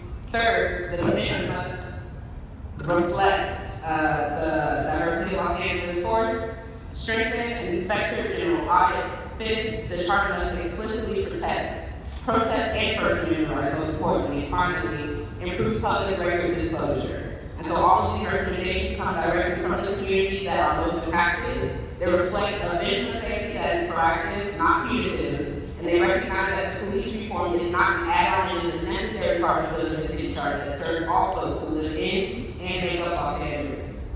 That concludes my public comment. Thank you for your time. You're committed to a more just and equitable Los Angeles. This is the last in-person speaker for virtual. What did you do? I asked you if you've ever been in an argument and introducing a weapon into that conversation that would de-escalate the situation. No. So why does the city give LAPD more weapons and no accountability? If the only tool you have is a hammer, everything that starts to look like a nail. The city keeps giving LAPD more hammers and only hammers. LAPD doesn't need more officers, it doesn't need more weapons or more overtime. LAPD need more education and more perspective, and mostly they need accountability in the way of liability payouts not coming out of the general budget. LAPD has acted irresponsibly. They operate as though they have no limit credit card and the citizens are the ones paying without any input.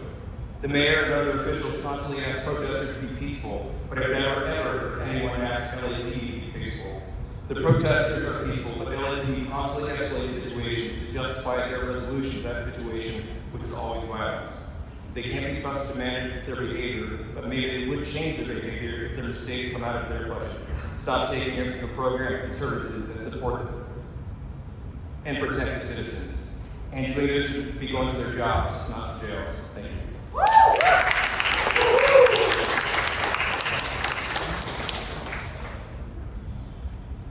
All right, now we're going to go into official public comments. So first up is Jamie York. Would you like 1 or 2 minutes? I would like 2 minutes, please. Thank you. Yes. All right.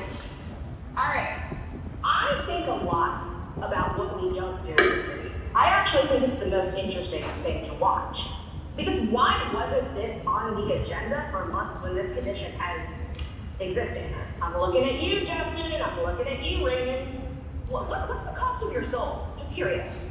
So when Karen months ago vetoed the ballot measure to fix the Board of Rights, my friend Ruth, we speculated just how much blackmail did LAPD collect when she had her gun stolen. But look, I kid. The reality is far more banal. It's the money. It's the system. The independent expenditures, the worrying about the campaigns. $15,000 LAPD spent on the Board of Rights, $250,000 on protecting their budget in 2022. And so when I hear our progressive elected officials say that they're ready to legislate accountability, I have to ask, but are you? Are you really? Because you were part of killing efforts to bring greater transparency to how the city is influenced. And LAPPL benefits from that. And that same system is going to lobby this commission and the council when it considers moving this forward. But I don't want to just talk about that. I do have strong recommendations for things that you need to put into the charter. First off, protect the press. This cannot keep happening, that the press keeps getting injured. Protect the press. Separate out riots from protests. Fix the production of public records. The OIG needs control of the complaint system. It is a mess. It is key. Change where liability is funded. It has to come out of their budget. Council needs more control of the LAPD and increase the police commission and diversify the appointing authority. Thanks, guys. All right, next up we have Andrew Rudick. Would you like 1 or 2 minutes? Thank you, Commissioner Chair and Commissioners. 2 minutes, please. Okay, go ahead. Like so many in the city right now, I'm confused, but unfortunately not surprised when the city is presented with the unsustainable liability payouts disproportionately and needlessly incurred by LAPD misconduct without any significant steps to mitigate inevitable future liability with actionable measures, so that our general fund doesn't turn into a ledger of general debt. And at the moment, there's just no penalty when it comes to violence against the public.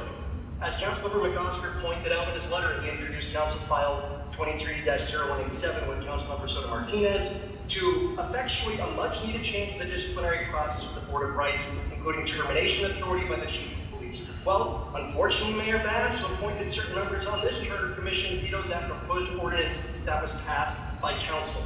The Oversight Commission cannot be a commission entirely comprised of individuals appointed by the mayor. A mixed body commission would make most sense, with a larger commission, maybe 7 or 9 members, appointed by officials in addition to the mayor. As it stands though, the commission has fundamentally failed, and city council needs to be vested with charter authority to create lawful policy regulating our public safety at such a critical time, and the OIG needs greater independence. For instance, is the OIG currently required to conduct audits of the Board of Rights? A few more points. As it stands, and someone can correct me otherwise, but officers convicted of felonies related to their duties still receive pensions. From my understanding, there's no public duty doctrine in place that protects felonious behavior intentionally committed by officers, and I don't understand why the city would continue to reward such behavior with LAPD taxpayer dollars. Lastly, my parents grew up with a civilian police force comprised of their neighbors, and that isn't the case today with LAPD. Officers drive in from far and wide, and even in the 1990s, a supermajority of LAPD officers were non-resident officers. In 2021, 2 dozen LAPD officers were out of state. How does that make sense? If the OAG, Mr. Barrett, and we actually know the current statistics, what percentage of the force is from? All right, next up we have Andrew Grabner. Would you like 1 or 2 minutes?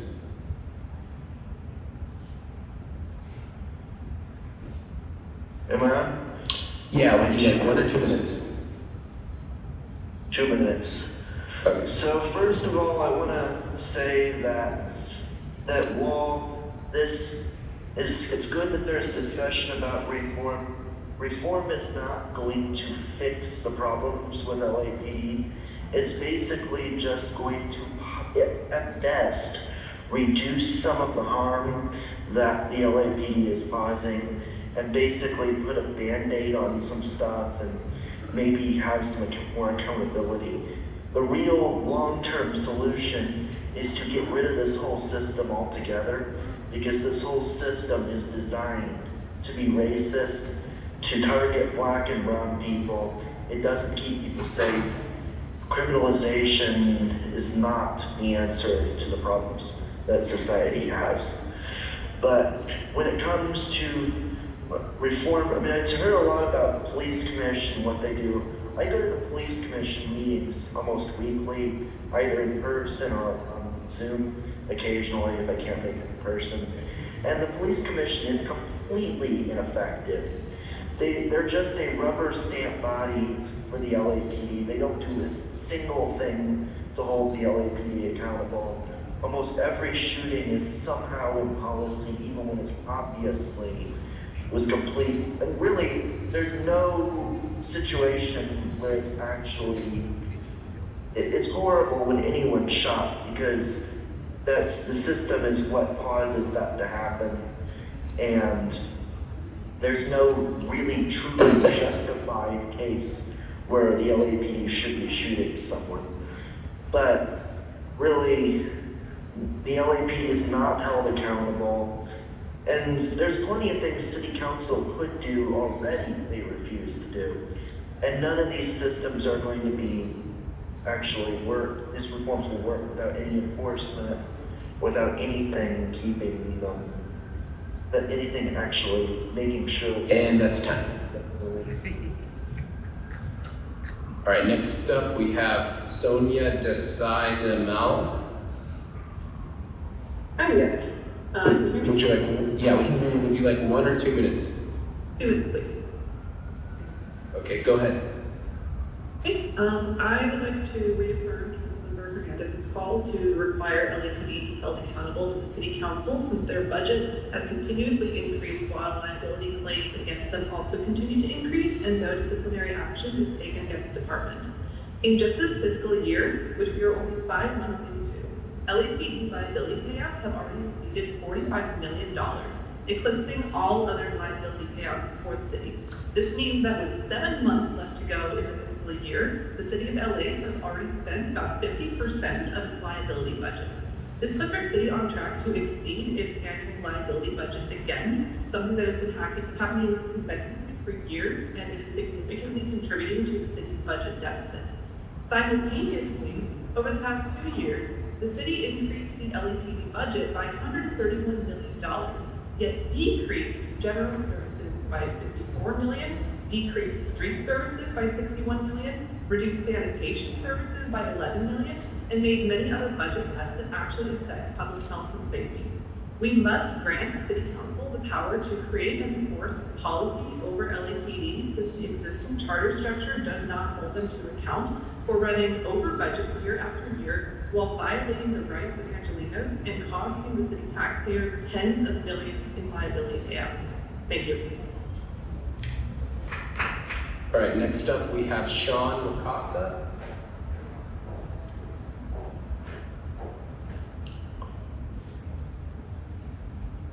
Hi, all. Can you hear me? Yeah, would you like 1 or 2 minutes? I would like 2 minutes, please. Okay, go ahead. Good evening, everyone. Commissioners, my name is Sean Wakasa. I'm a resident of CD 14 and I grew up in Los Angeles, and I'm a proud member of the Democratic Socialists of America. The charter is the mechanism which enshrines the democracy of a city and how working Angelenos can really have a voice and how this city works for everyone. And so therefore, I really see that it is essential that police reform is seriously discussed in the great opportunity of charter reform. There's so much to, I think, speak about when it comes to charter reform, but I think I really want to focus on what I've seen the LAPD sort of engage with since June 6th, when the ICE raids exploded across our city.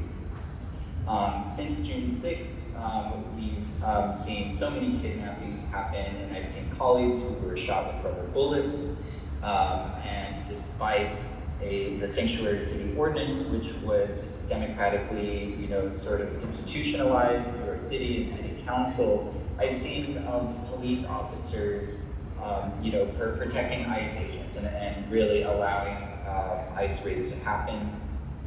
And I've also known that data is always a question, how is data being shared? That's something that, again, should not be happening with our sanctuary ordinance. And yet it's not clear how data fusion centers might be allowing data to be shared with LAPD. So I would like to highlight all of the demands explicitly described in the letter from Democratic Socialists of America.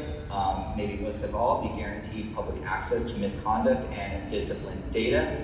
All data around the LAPD should be made public so that we know where our tax dollars are going and how the information of Angelenos is being used. Thank you. All right, next up we have Alex Pavlisco. Hello, yes, can you hear me? Yeah, we can hear you. Would you like 1 or 2 minutes? 2 minutes, please. Okay, please begin. Commissioners, I'm Alice Pavlisco from District 11. I urge you to include LAPD reform in the city charter. Organizers have submitted detailed suggestions on this matter, and I encourage you to pass as many as possible. Controller of the media shares so much helpful information about the city budget.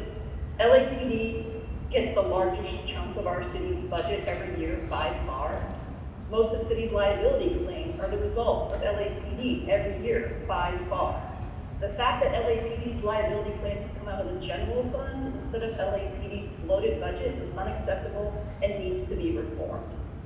LAPD oversight also needs to be reformed. The fragmented oversight structure prevents any meaningful justice.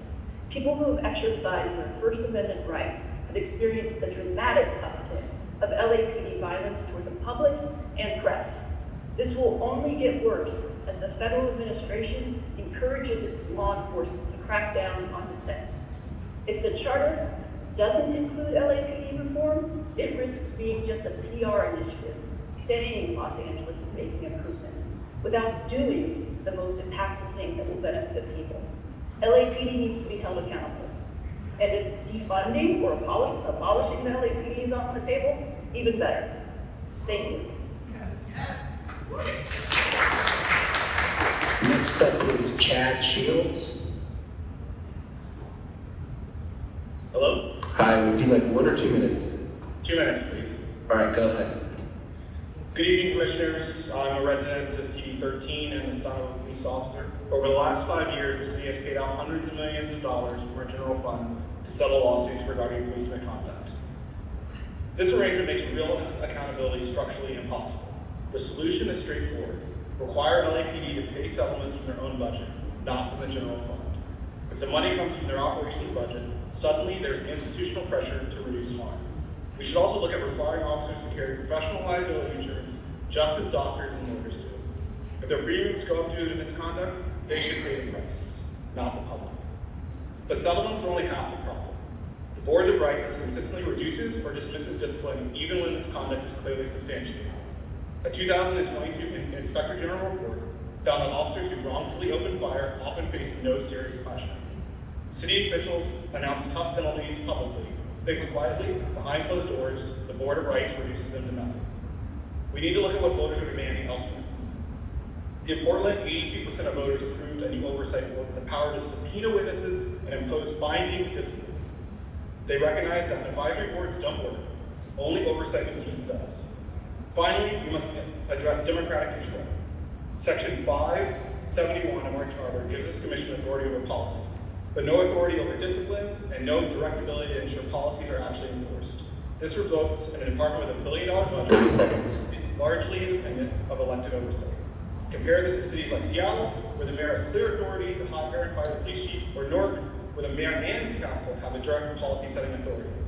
We need charter reforms that create genuine accountability, make LAPD pay for their own settlements, replace the Board of Rights with civilian oversight and as binding disciplinary authority, and give elected officials actual power over the department. That's how democracy is supposed to work. I urge you to advance these reforms to the full commission. Thank you for your time. And that concludes public comment. Moving on, do we have any neighborhood council representatives with community impact statements? No, it doesn't look like it. And then Max, I think I just want to double check if there's anyone else in the public that wasn't able to sign the sheet in time. If they would like to make a public comment, now is the time. Please come up.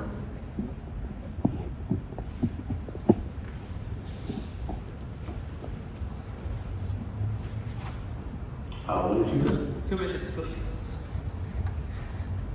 Lionel Morris, Neighborhood Council Budget Advocate, speaking on our behalf. Thank you for having this meeting. I would like to thank members of the public for their comments, virtually and in person. This is democracy needs to be heard. This is what democracy looks like. And in terms of the civil service, I think that we need to streamline the process for non-sworn hiring to expedite so Angelenos could get the services that they deserve. Recs of parks, sanitations, general services, library, and other departments, disability, aging, youth development, workforce development, need the staffing in order to provide services that people depend on. So LA is the second largest city. We need to do better for our people. The civil service is out of date. We need to keep up with the times. And I ask that this charter take a certain action on this matter. Thank you for your time. Happy holidays, happy New Year, and power to the people. That's right. Great. We're going to move forward with the agenda for today. The first item of business is approval of the meeting minutes of last week. Can I get a motion to approve the minutes for our December 3rd meeting?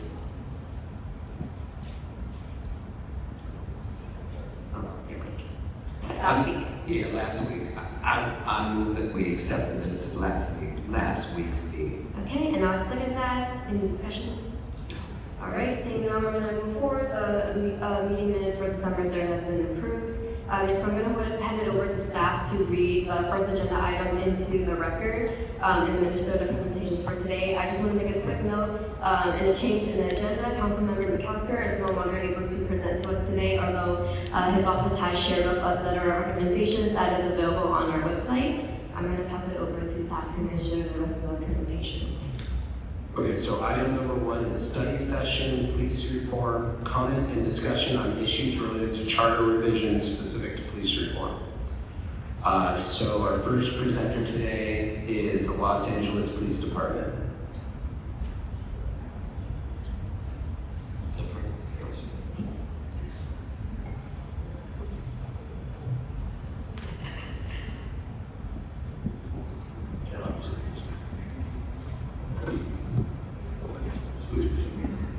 Good evening, Commissioners. I'm Jared Sibley. I'm the Executive Director of the Board of Police Commissioners. I'm going to make some comments on behalf of the Police Commission, and then I'll be followed by Deputy Chief Billy Brockway, who will make some comments representing the Los Angeles Police Department. So the Los Angeles Police Department is governed by a 5-member civilian board known as the Los Angeles Board of Police Commissioners. The commissioners are appointed by the mayor and are confirmed by the City Council. City Council members have the opportunity to question the appointees about the Public Safety Committee and at the full City Council meeting before deciding whether they wish to vote for their nomination. The Board of Police Commissioners has a range of responsibilities. The key to this discussion is its role as a policy-making body for the Los Angeles Police Department. All meetings of the board are subject to Ralph M. Brown Act, which means that matters are discussed publicly with limited exceptions such as personnel issues. Excuse me, I'm having a difficult time here. Okay. You want to tap the volume? Yes, please. Getting closer to the microphone. Okay. Thank you. Okay. How's that now? Can you hear me now? Would you like me to repeat anything? Or? I heard you. Okay. All right. Okay. As with similar public bodies, during board meetings, which are between the board, the department, and key stakeholders, members of the public can provide public comment on matters before the board or under its jurisdiction. Members of the public also have the option of providing public comment by attending meetings via Zoom or by writing in or sending messages via our website so that the comments can be provided to the board and to the public. As someone who's worked for the Commission for over 2 decades now and is responsible for administering the work of the Commission, I can tell you that the Commission has been engaged in an ongoing process of police reform throughout that time.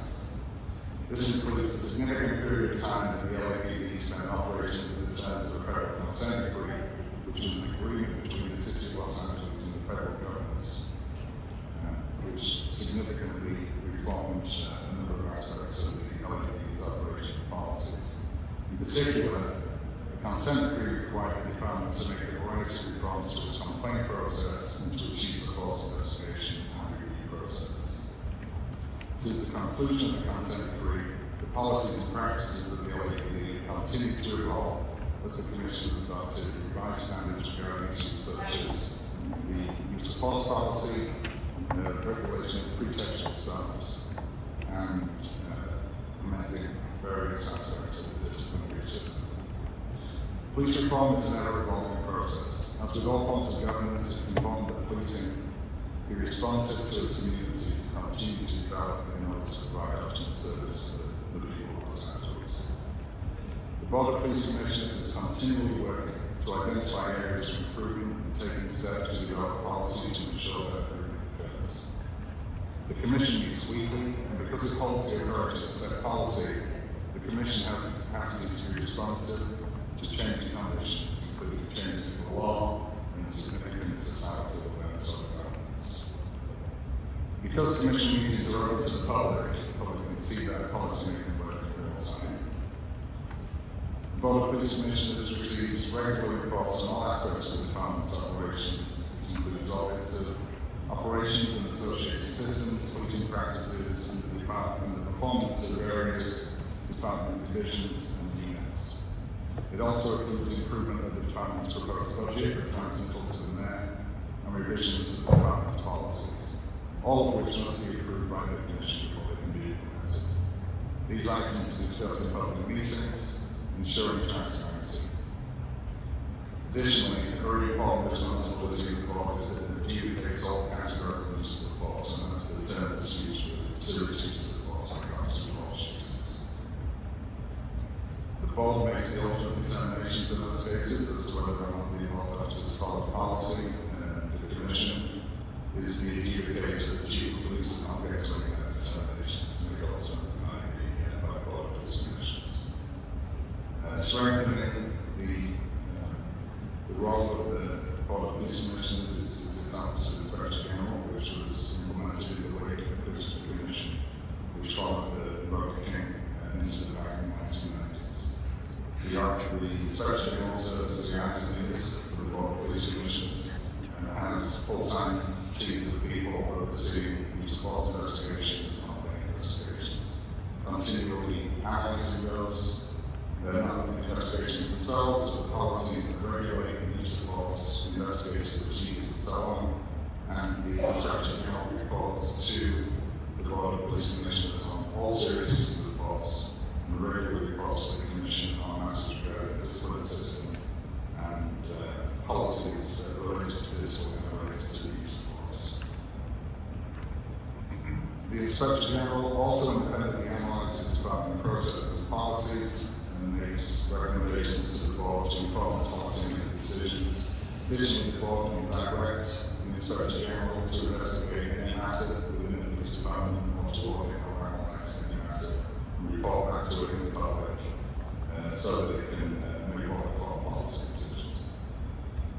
Following a 2024 City Council motion requiring a top-to-bottom review of the LAPD's discipline system, the Commission has undertaken a series of meetings in which they receive presentations from department officials and from officials from the Office of the Inspector General relates to staff review.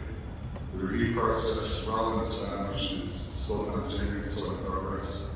And at the conclusion of that process, the Commission will determine what policy action is necessary to enhance the effectiveness of the LAPD's discipline system.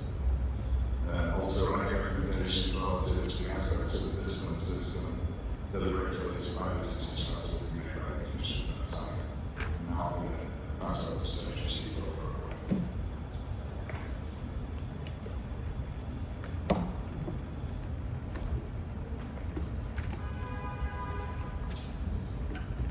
Good evening, Commissioners. You hear me, Jason? Thank you, everybody, for being here today, virtually and in person. And thank you now for having the opportunity to present something to you. Thank you to Executive Director. This is really went into very detail about the role of the Board of Police Commissioners. My name is Billy Arnold. I'm Deputy Chief at Overseer of Professional Standards Bureau. Professional Standards Bureau is Internal Affairs. Included Internal Affairs is Professional Standards Bureau itself. Internal Affairs is investigators that investigate misconduct or alleged misconduct, and our Force Investigation Division. Force Investigation Division, as specifically discussed, is those categorical incidents involving officer shootings and serious injuries. I will tell you that my role as the commanding officer is to be out report to the Chief of Police and report and present consistently in front of the Board of Police Commissioners various topics from everything from police discipline to Force Investigation Division investigation presentations to year-end reports, and more than anything, reporting quarterly starting in 2026 on police misconduct, reporting, not doing it yearly, but every single quarter to ensure that we're having conversations with the public on what success looks like. Mr. Sibley went into some great detail about the role of the Inspector General who was with us here tonight, and I am here to make sure that the Commission understands and realizes the working relationship with the Commission, reporting to the Commission, and reporting back to the Commission consistently is something that we do in public throughout the entire mission. So with that, I believe we can either have Mr. Barrett from the Inspector General come over and answer some questions for you, or answer questions for you. Yeah, we'll start with some questions. Commissioner Thomas. I have a bunch of questions. The first thing is that I want to hear some numbers. I want to hear the number of police officers that have been convicted for crimes that they have committed and been accused of. That's the first thing. I want to know the number of officers that have been fired for misconduct. I want to hear some kind of explanation as to how it is possible that when you are convicted in some professions, you lose the right to your pension, but police officers apparently are not. So there's a whole lot of them. And one thing, I also want you to speak to the intersectionality. If we want to solve crime, then we need to reduce poverty. And so I don't hear that often talked about. Now, in terms of the executive director, were you, so just kind of keep those questions on the back burner. You can answer them. If you can't answer them tonight, you can do some research and send it to us. I'd love to get that though. Were you at Alamany High School when the police commission held a meeting in the San Fernando Valley? Were you there? Yes. So, you talked a lot about, you spoke of the police commission as if they're not as bad as LAPD in terms of the way they treat the public. I was there also. I don't know if you remember me, but I was there also. And I was there when a young, very intelligent, brilliant black man got up and spoke. And the police removed him because the president of the police commission, Harold Summers, demanded that it be so because he didn't like what the young man was saying. He kept saying, "You're off the agenda, you're off the agenda." Well, if you race through this traffic to make public comment, You're never off the agenda when you're referring to the reasons that he was presuming that there would be corruption because of some things in a police officer's past, right? So, after they kicked him out, right? After the police commission kicked him out, then they kicked out a 70-plus-year-old black man. You remember that, right? You don't remember that? I'm just saying, I think he was a 75-year-old black man. And when I went outside to ask why he was being arrested as an NAACP president, I wanted to know. And I started streaming live to our area coordinator of the NAACP. What I was told by LAPD is that this 75-year-old man was being arrested because he walked too quickly past LAPD. That's what I was told. Now, that ain't the worst of it. The worst of it was the fact that there was a wonderful Jewish lady who was there, white lady who was there, who said, and I quote, "I'm going to speak as long as I want, and they better not use LAPD to throw me out here." That is exactly what she did. She spoke as long as she wanted, and then she left and went into the back of the room, and LAPD started walking towards her. I then started walking towards them, and I said, "You mess with that white woman, all of y'all gonna need a job." And immediately they backed up. Do you recall that? You recall. You don't recall that. You don't recall Errol Sanders throwing a young black man out. You don't recall a white woman coming up to the podium saying, "I'm going to speak as long as I want." Everything was recorded, I'm sure. Go back and look at that. And then try to tell us that we can have faith and confidence in the police commission. In 1992, after the Rodney King civil unrest, the president of the police commission was the late John Mack. Has the police commission had anybody else, black specifically, anybody else generally, who comes anywhere near what John Mack represented to the city of Los Angeles? That answer would be no. As a matter of fact, I've come to several police commission meetings, and I said to myself, do they not know who one of the most known police commission presidents, do they not know that it was John Mack? Like, they can't know. And they're conducting themselves this way. And then I looked on the wall. The room was named after him. Now, this is the point.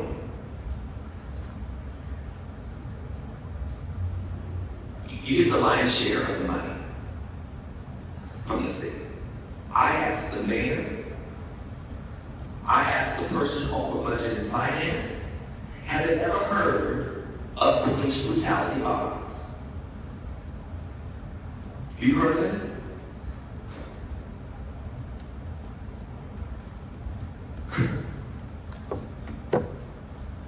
This is problematic because police brutality bonds are traded on Wall Street. So every black and brown body that you all murder without cause, and there is a suit filed, and hundreds of millions of dollars are claimed, they're celebrating on Wall Street. And so I find this hard to believe if I know this, and I'm not in policing. I don't understand how you guys don't. And so you have to understand, you probably are a nice person. I don't know you. You probably are a nice person. I don't know you. But this is not about that. This is much deeper than that. This is about slave patrolling, because that's what it's beginning to feel like. That's what it's been like to black people for a long time. And I just don't understand how it is possible that the presentation that has been made, and again, I know you gotta do your job. I know you do.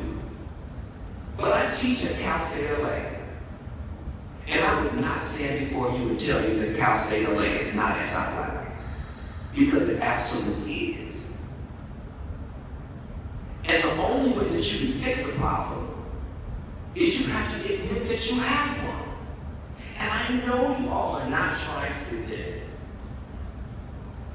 this commission that everything is fine in the LAPD, we just need to continue on with business as usual. Is that what you all are? Because it sounds like you're saying the city council has more authority than they're claiming. The city council, at best, if this is true, if what you're saying is true, rubber stamps whatever the commission says, and the chief of police and the commission rubber stamps anything the chief of police says. That's what it's. If they do have the authority that I heard you mention, something is wrong. I have never seen. I've gone to several commission meetings over years. I've never seen a commissioner argue about a particular policy and become passionate about a particular policy. That's happened within this commission. That happens often, it happens sometimes with the city council, we're used to. It's a part of the democratic process. But it just seems like it's all groupthink. It's like whatever the police want, they get. They make this rule or they create this narrative that they keep us safe. And those of us who do the research know that you don't, based upon your own data, that you don't keep us safe. And then you scare everybody into continuing to dump money into a department that's been broken for a long time. And so I'm wondering, since you all represent the LAPD, can you specifically tell us, I know I'm long, I'm a preacher, forgive me, I'm long in the church too, but can you tell us specifically one thing? I'm asking for one thing from both of you. And if the Inspector General was here, one thing from him, that's 3 things. 3 recommendations that need to happen to make the people of Los Angeles feel safer. I'm not talking about more weapons because y'all have been working. I'm not talking about robotic dogs because that don't work either. I'm not talking about more police officers. What is it? And I'll give you a recommendation. And I said this to the chief. When there's an officer involved shooting, why do you all drug test the deceased, but not the officer who fired his weapon? Not the officer who thought the cell phone was a gun. So I think that would be a great recommendation to make, that officers who kill people, that they would be drug tested. And we know what the data says about officers who have substance abuse problems, who are involved in domestic violence. We know what the data says. Y'all's data. This is your data. By your own profession. You all are survey officers. Officers have admitted that they commit domestic violence. I mean, it's really high. 46%. What was that? 46%. 46%. This is your all's data, y'all. I want Los Angeles. We want Los Angeles. Well, excuse me? The highest of any profession. The highest of any profession. Even pretty nice here. Even clergy, because clergy have issues too. And if we don't solve those, but the thing is, and this is the thing, aren't we tired of living like this? Aren't you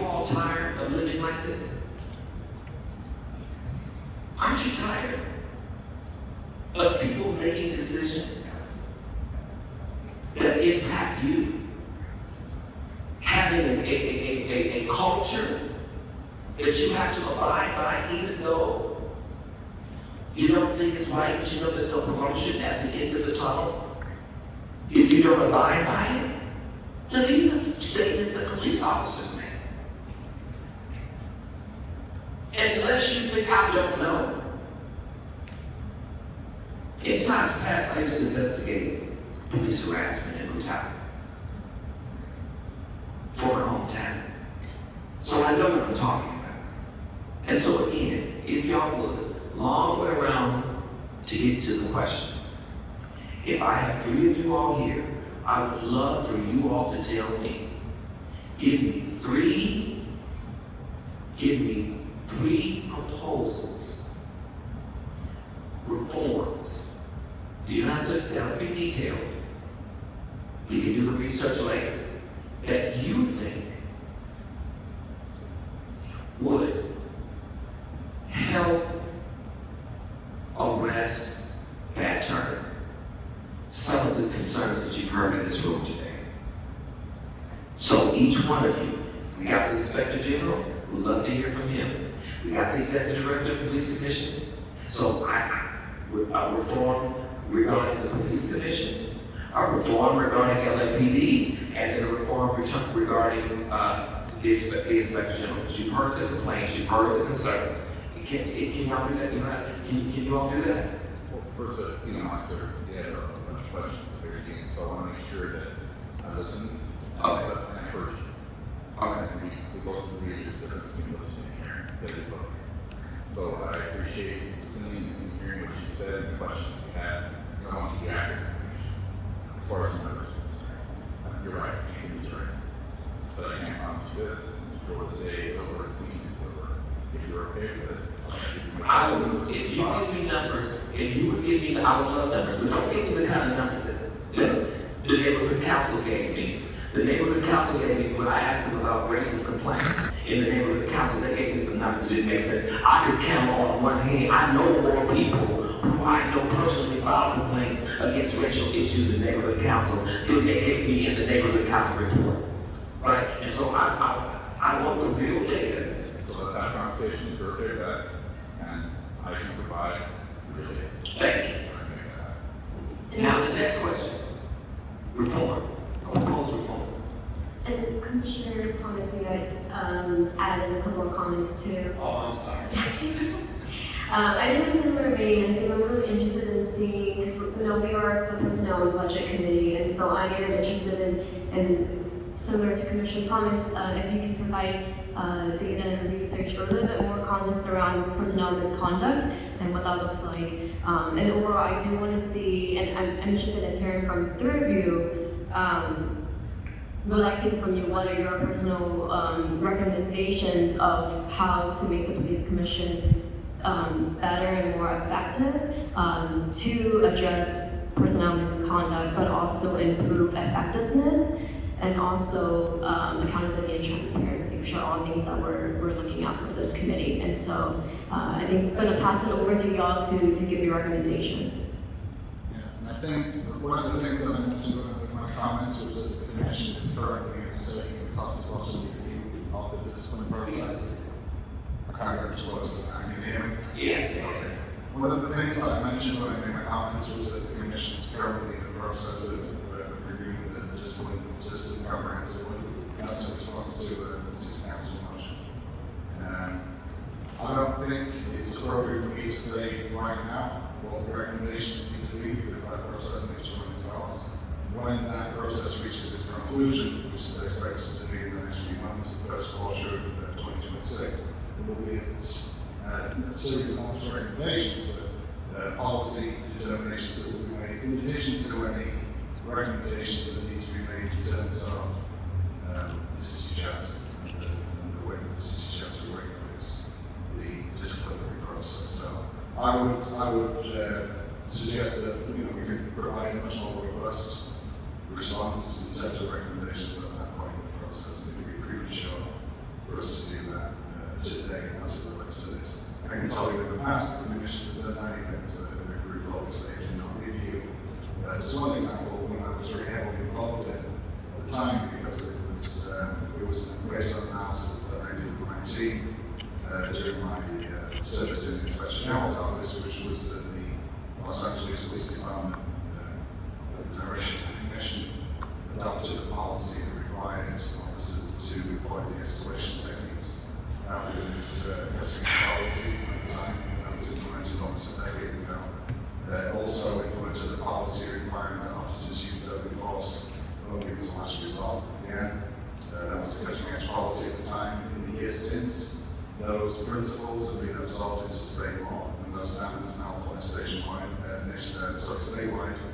But those were innovations that were initiated and implemented at the direction of the Los Angeles Police Commission. So, just sort of that as an example. So, none of those are policies work. so you are honestly saying that people in the community who experience police violence, you really believe that the police de-escalate? I mean, I'm not saying, I don't think, maybe there are a handful, but we've seen people drugged out of the commission meetings just trying to make public comment. I was at city council when people were coming to talk about the hotel workers, right? Raising the rates. The folks representing the hotel literally almost pushed an entire group of women down. Nothing happened. Nothing happened. And so I'm sorry, it's just not true. It's just not true. It's just not true. The police drug a professor out of Cal State LA. What is not known is that I was the other professor with my class. I'm a political science professor. And I brought my class to the mayoral forum, only to find out that the professor was drugged out. And they had not one black person. They're talking about the mayor and choosing a new mayor. They did not have one black person in that meeting except two black professors. They drugged them out like they were animals, injured them, injured to this day. I had my class. We were doing a forum, trying to get in because they needed to see what a forum looked like. It was on campus. It was in the USU, that's their building. The police officer looked at me and said, "You had better not step across this line." Now, had I been by myself, I'd have stepped across that line. But because my students were with me, I never once thought that police would not have brutalized all of us. So when you say, and again, I'm a professor, these are my students. So when you say that they de-escalate, that's bullshit. They don't. They don't. I'm telling you as sincerely and as honestly as I know to be able to tell you. They don't.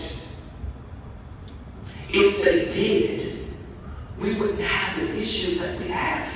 Read Norman Stanley's book, Breaking Bread. I know y'all know who he is. You don't like him because he told all y'all secrets. The police force don't like him. I think he's in hiding now because he told all the secrets. He told the secrets about how police officers are trained to stop young black men. I was at a conference with senior officers speaking, and they said that they are trained to to stop a car with 4 black men in it. Whenever they see a car with 4 black men, to stop it. But you said there's no pretextual stops. I asked the chief of police. He said that's not true.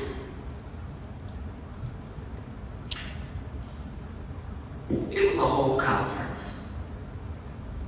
It is true. And then he wanted the names of those officers. Like, I gave you the names of those officers. Those officers were telling us the truth.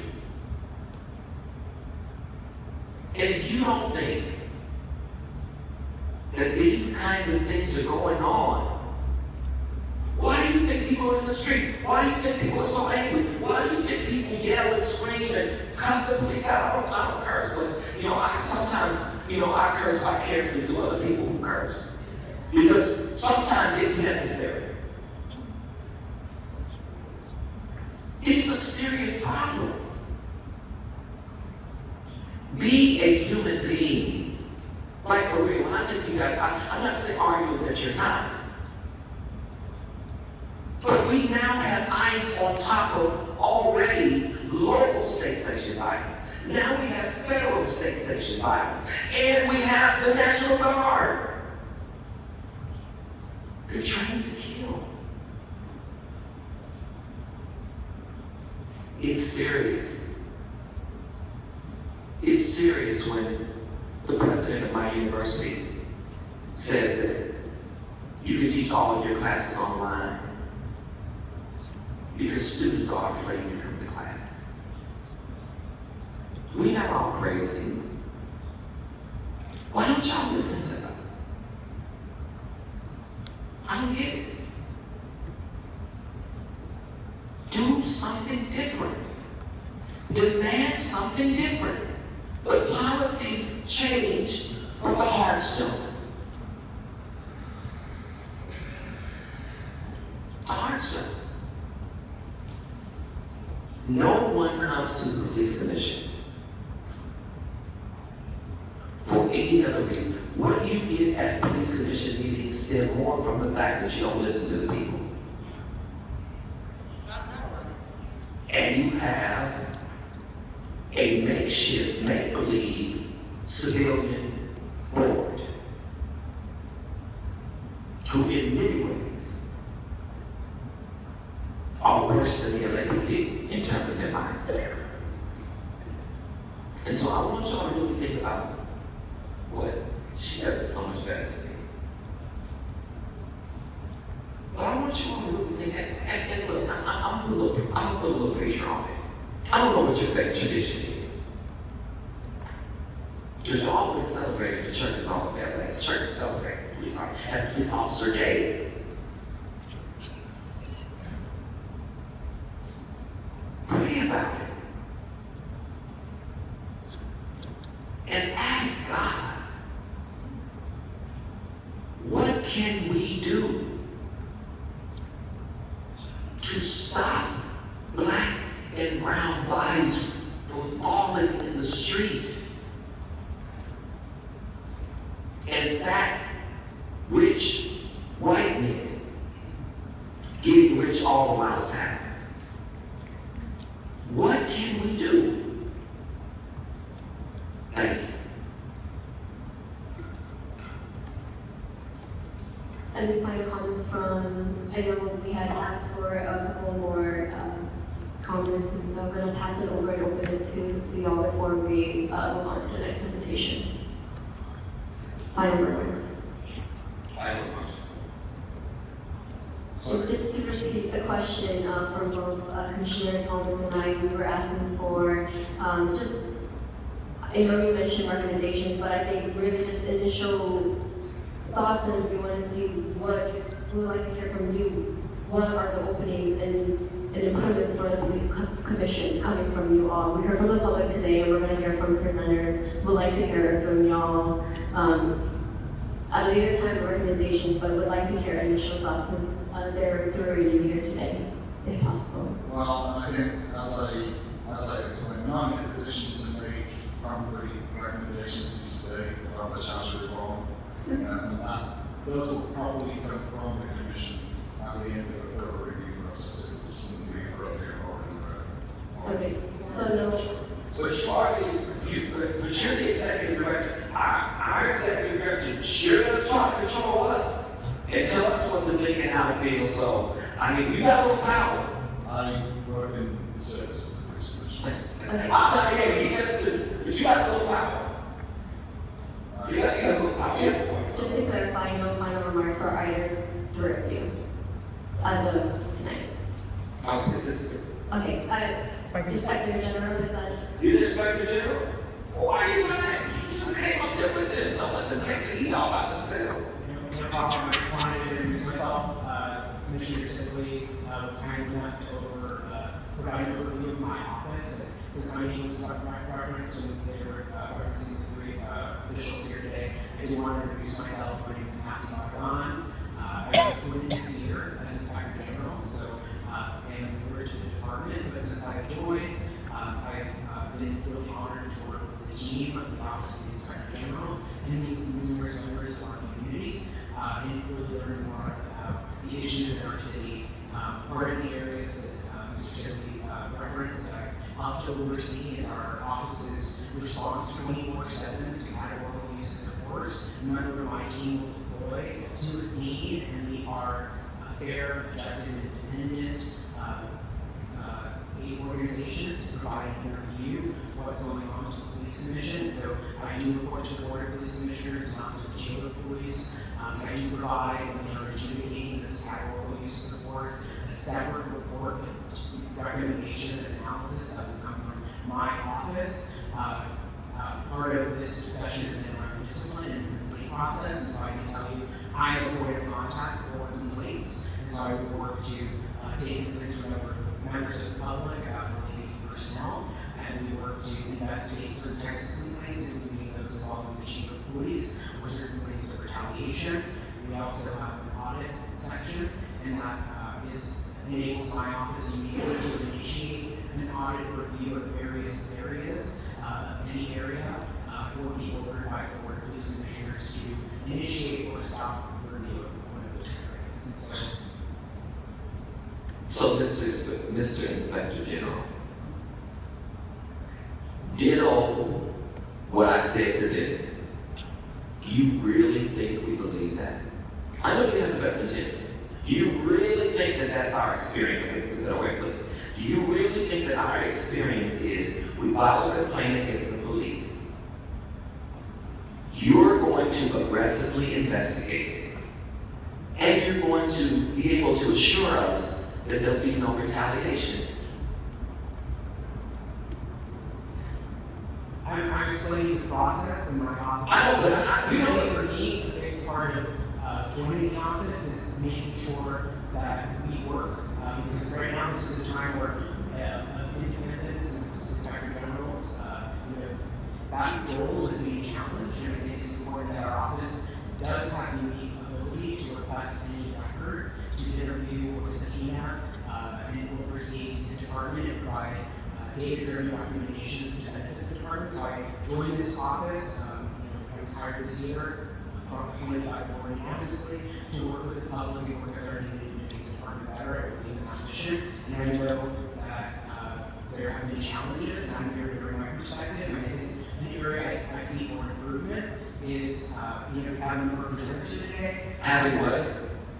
What was that? You said, I want to make sure. An area that I see for improvement is something that I'm really committed to, is working with communities and making sure that audits or reviews are driven by their input. I've been sitting here today, I've been listening to comments and feedback, and I'm looking forward to helping take a look back into my work. And to many of the presenters here, the tasks that I have met with them after I started to try to learn more about their experience in my office and shape that work. I do better inform and I do report to the Board of Police Commissioners, help them change policy in a positive way. And so we're learning about the department, working closely with communities, and everything, at the point of recommendations to continue to have standalone meetings with members of the public about certain areas within the department where we're looking to change policy and to meet more frequently with the public outside of the police commission meetings so we can make sure that policy decisions and concerns that we're here today and by mail and email are just elevated and we are able to consider that. So So those are some recommendations that I have, and thank you for the opportunity to speak. Are you from LA? I'm from the Central Valley, Delano, California. From, you said where? Delano, California. Well, thank you. And I think the last thing I would just ask, just noting that we have a commissioner that is absent today, and so in the meantime, before we, as we gear up and staff gears up for bringing this to full commission, if we have any questions from the committee, commission members who was absent today, we might reach out to your office as well. Thank you very much. Thank you. And so if we decide to take on police reform as we've heard the community demand, would you support it? I'm here to listen to the community, and I know. Public, and so I'm open to working with the community and a stakeholder really help us. So if you work with the community, and it ends up being that the community wants what you've heard today, the kinds of reforms that are recommended today, are you willing? Because you're gonna work with the community, right? So are you willing to tell the commissioner, I think this is a good idea, I have to support this?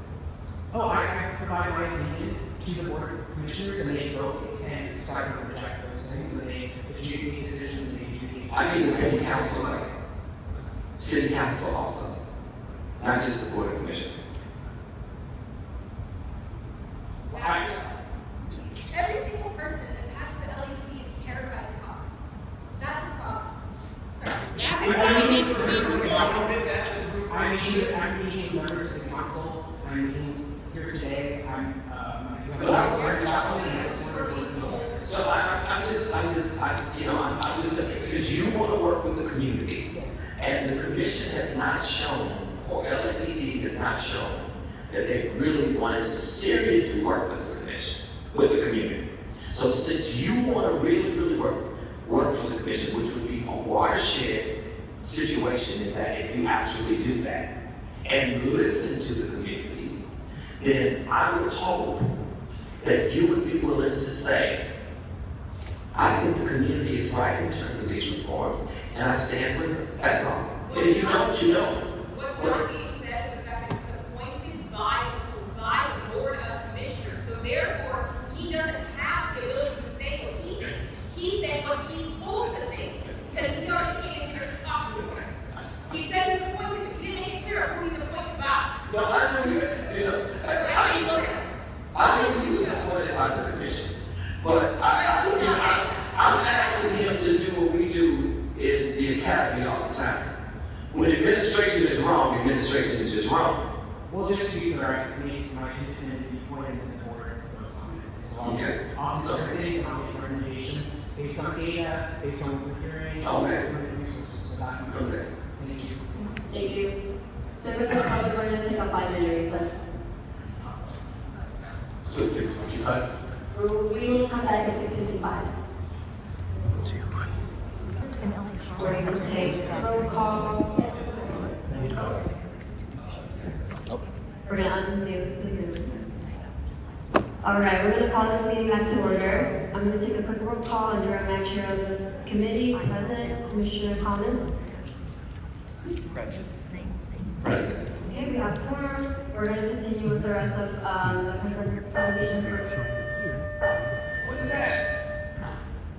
Have your attention, please. Have your attention, please. We are conducting testing of the fire alarm life safety system. Please disregard all audible and visual alarms.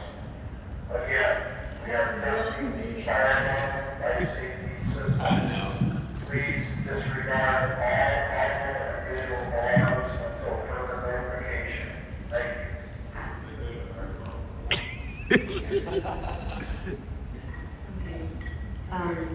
Staff, are we okay to continue? Can you introduce the next presenters? Yes, so our next presentation is by Catalyst California. And we just have a note here that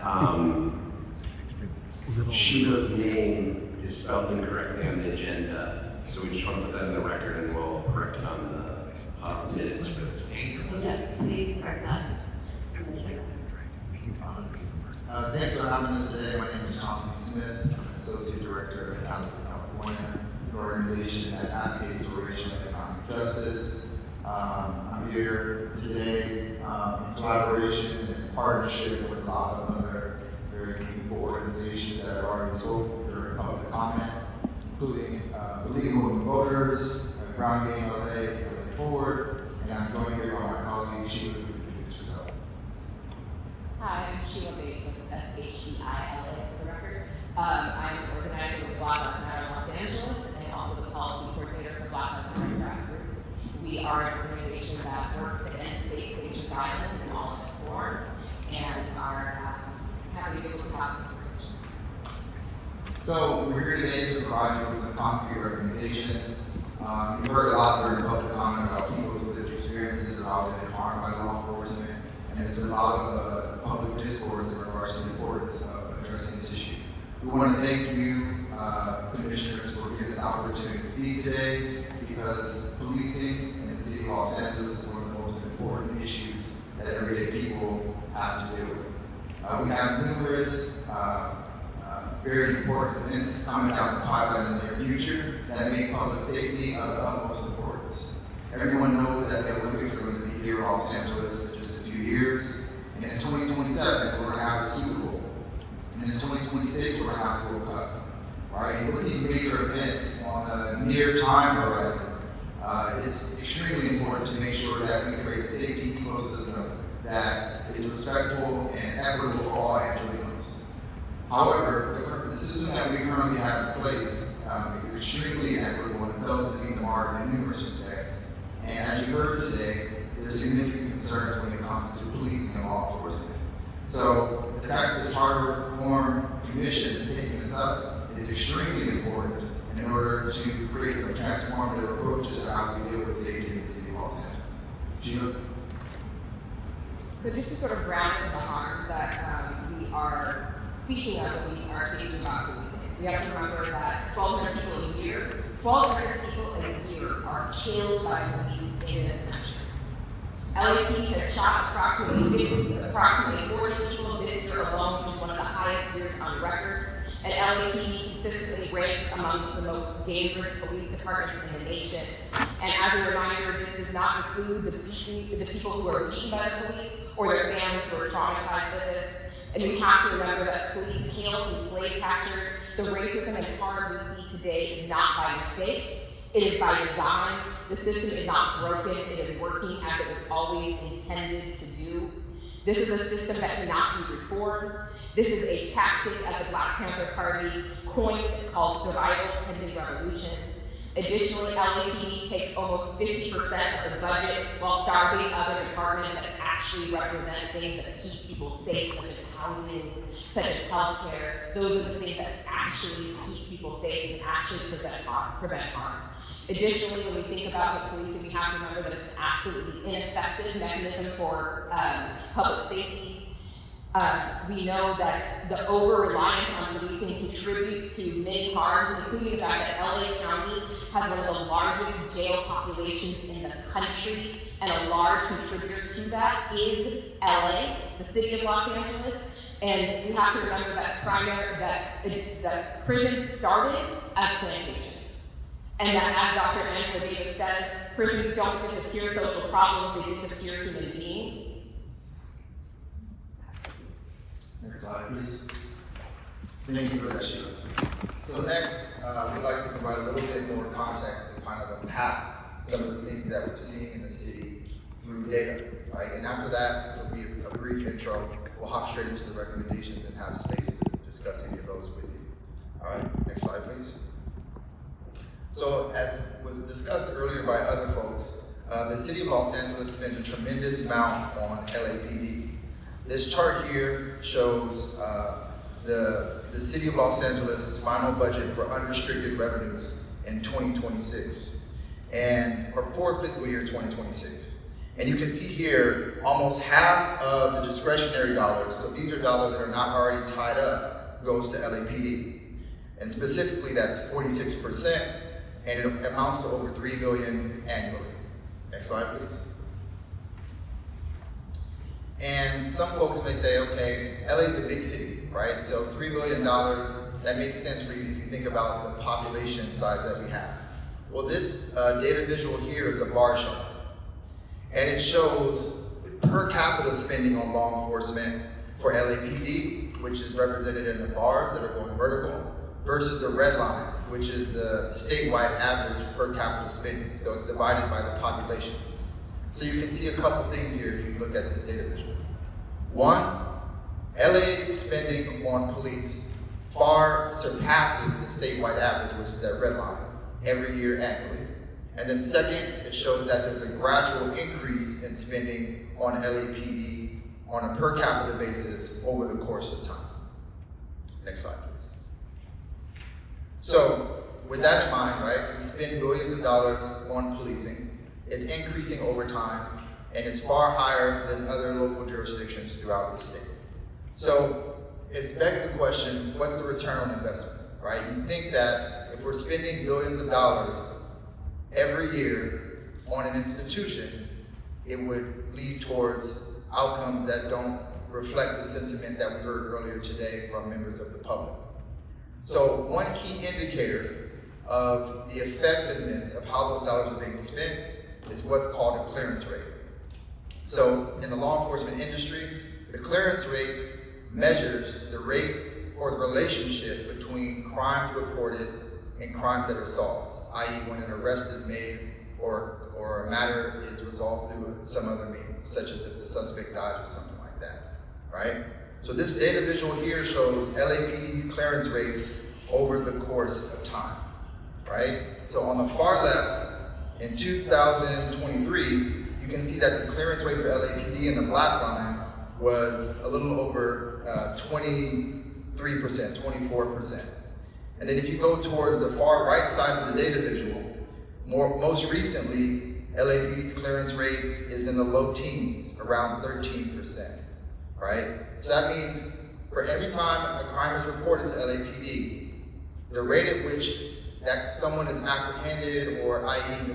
the matter is cleared, right, comes to a conclusion is around 13%.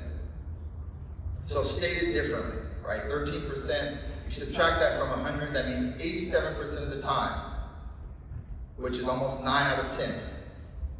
When a crime is reported, it's not solved, right? And we spend billions of dollars on this institution every year. So could you imagine if we pump billions of dollars into public schools or hospitals, right? What if public schools fail to graduate 9 out of 10 high school students? Would we continue to have the same process, the same amount of dollars continuously being pumped into that institution, or would we ask questions and think about how to shift the trajectory in which we're going about addressing the purported issue? Imagine hospitals, right? Someone shows up to get support with whatever sort of a medical condition they have. They need a surgery. Imagine a surgeon failing 9 out of 10 times. I don't think that would continue to fly. I don't think we would continue to pump billions of dollars into that method of addressing the underlying issue. However, when it comes to community safety, we're in this cyclical process where it's this continuing thing happening over the course of time. It just doesn't make sense when you think about expectations and results, right? So with that context and everything we heard today, we're going to hop straight into the recommendations. We have 4 key recommendations. Really quickly though, I think it's also important to note that this is while crime has decreased. So while the police are getting more money, their clearance rate is decreasing while there's simultaneously less crime, and while they have access to more technology and more military equipment that they say is supposed to help them solve crimes. Thank you, Sheila. So we'll hop into the recommendations.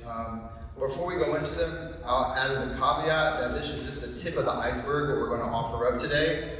Given the short timeline that we had to get ready for today's conversation, we tried to get things together as best as possible, but I'll say that coming down the pipeline in the near future, we'll have more to add. And again, I'll say this is done in partnership with folks here like Brown Gang, League of Women Voters and LA Forward. So this is a reflection of not just us, but others that are in our overall ecosystem working together towards equity and to improve the lives of a lot of Angelenos. So at a high level, there's 4 key buckets. And within each bucket, we're going to have some specific policy solutions that offer up.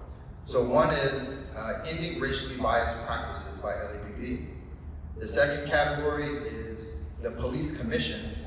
The third is ensuring that First Amendment rights are safeguarded. And then the fourth is increasing transparency when it comes to law enforcement.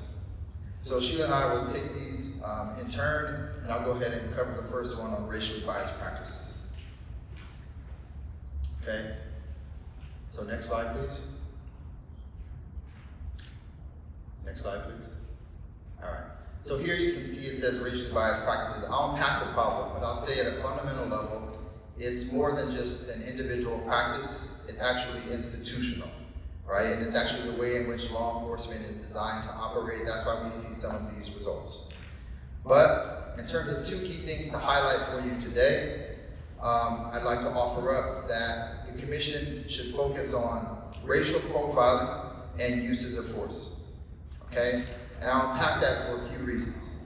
So one, racial bias. One of the key issues here that many people are familiar with and that you heard from community members here today about is racial profiling. One of the primary ways that people are racially profiled is through what is known as pretextual stops. A pretextual stop occurs when an officer has a hunch that a person may be up to something. They don't have a legitimate reason to stop them based on that hunch, which is often rooted in unconscious or implicit biases. So they identify a minor traffic violation, such as a broken taillight, something hanging from a rearview mirror, expired tags, as a basis to stop them. And then they go on a fishing expedition for searching to search for some evidence of more serious criminal activity. All right. All too often, these stops are not productive and they're extremely harmful. And to provide some examples, the Department of Transportation did a study, and it showed that Black people accounted for almost 27% of stops, while making up 7.8% of the city population. To compare, white people accounted for only 17% of stops, while making up 28% of the population, right? And then within those stops, almost 75%, 3 out of those 4 stops were for traffic violations, and amongst those stops for traffic violations, half were for equipment issues, and then the rest were for administrative issues, right? So that just speaks to how prevalent the issue of racial profiling is and how often pretextual stops are occurring.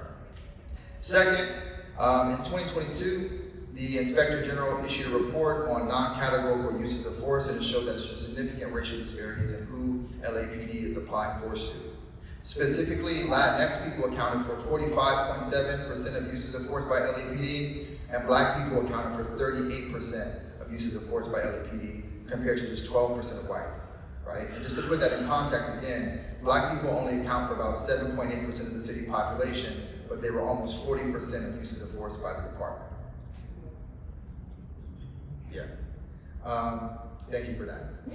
And, all right, so in addition to that, the data also show that people of color, i.e. Black and Latinx folks, are disproportionately searched. Black people were 4 times more likely to be searched than white males, based on data from the Inspector General. At the same time, we're looking at the effectiveness of those searches. The data showed that Black and Latinx people were often less likely than whites to be found in possession of contraband or evidence of a crime. So it's not only the fact that these stops are racially biased and harmful, dehumanizing, traumatizing, and result in actual physical violence, but they often are unproductive when it comes to actually improving community safety, because they're being applied to people that are less likely to be involved in criminal legal system issues. And then on top of that, a lot of these stops are happening during traffic situations, but over the course of time, we've seen that traffic fatalities have increased despite tremendous amounts of dollars being pumped into them and their limited effectiveness. All right? And again, this is over $3 billion annually, and on top of that, it results in liability payouts that people spoke about earlier. So what are some solutions? Next slide.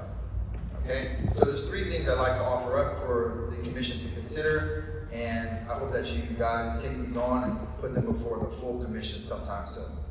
So first is to amend section 570 of the charter. Section 570 of the charter provides for the powers and duties of the Los Angeles Police Department, such as requiring that the department enforce state and local laws.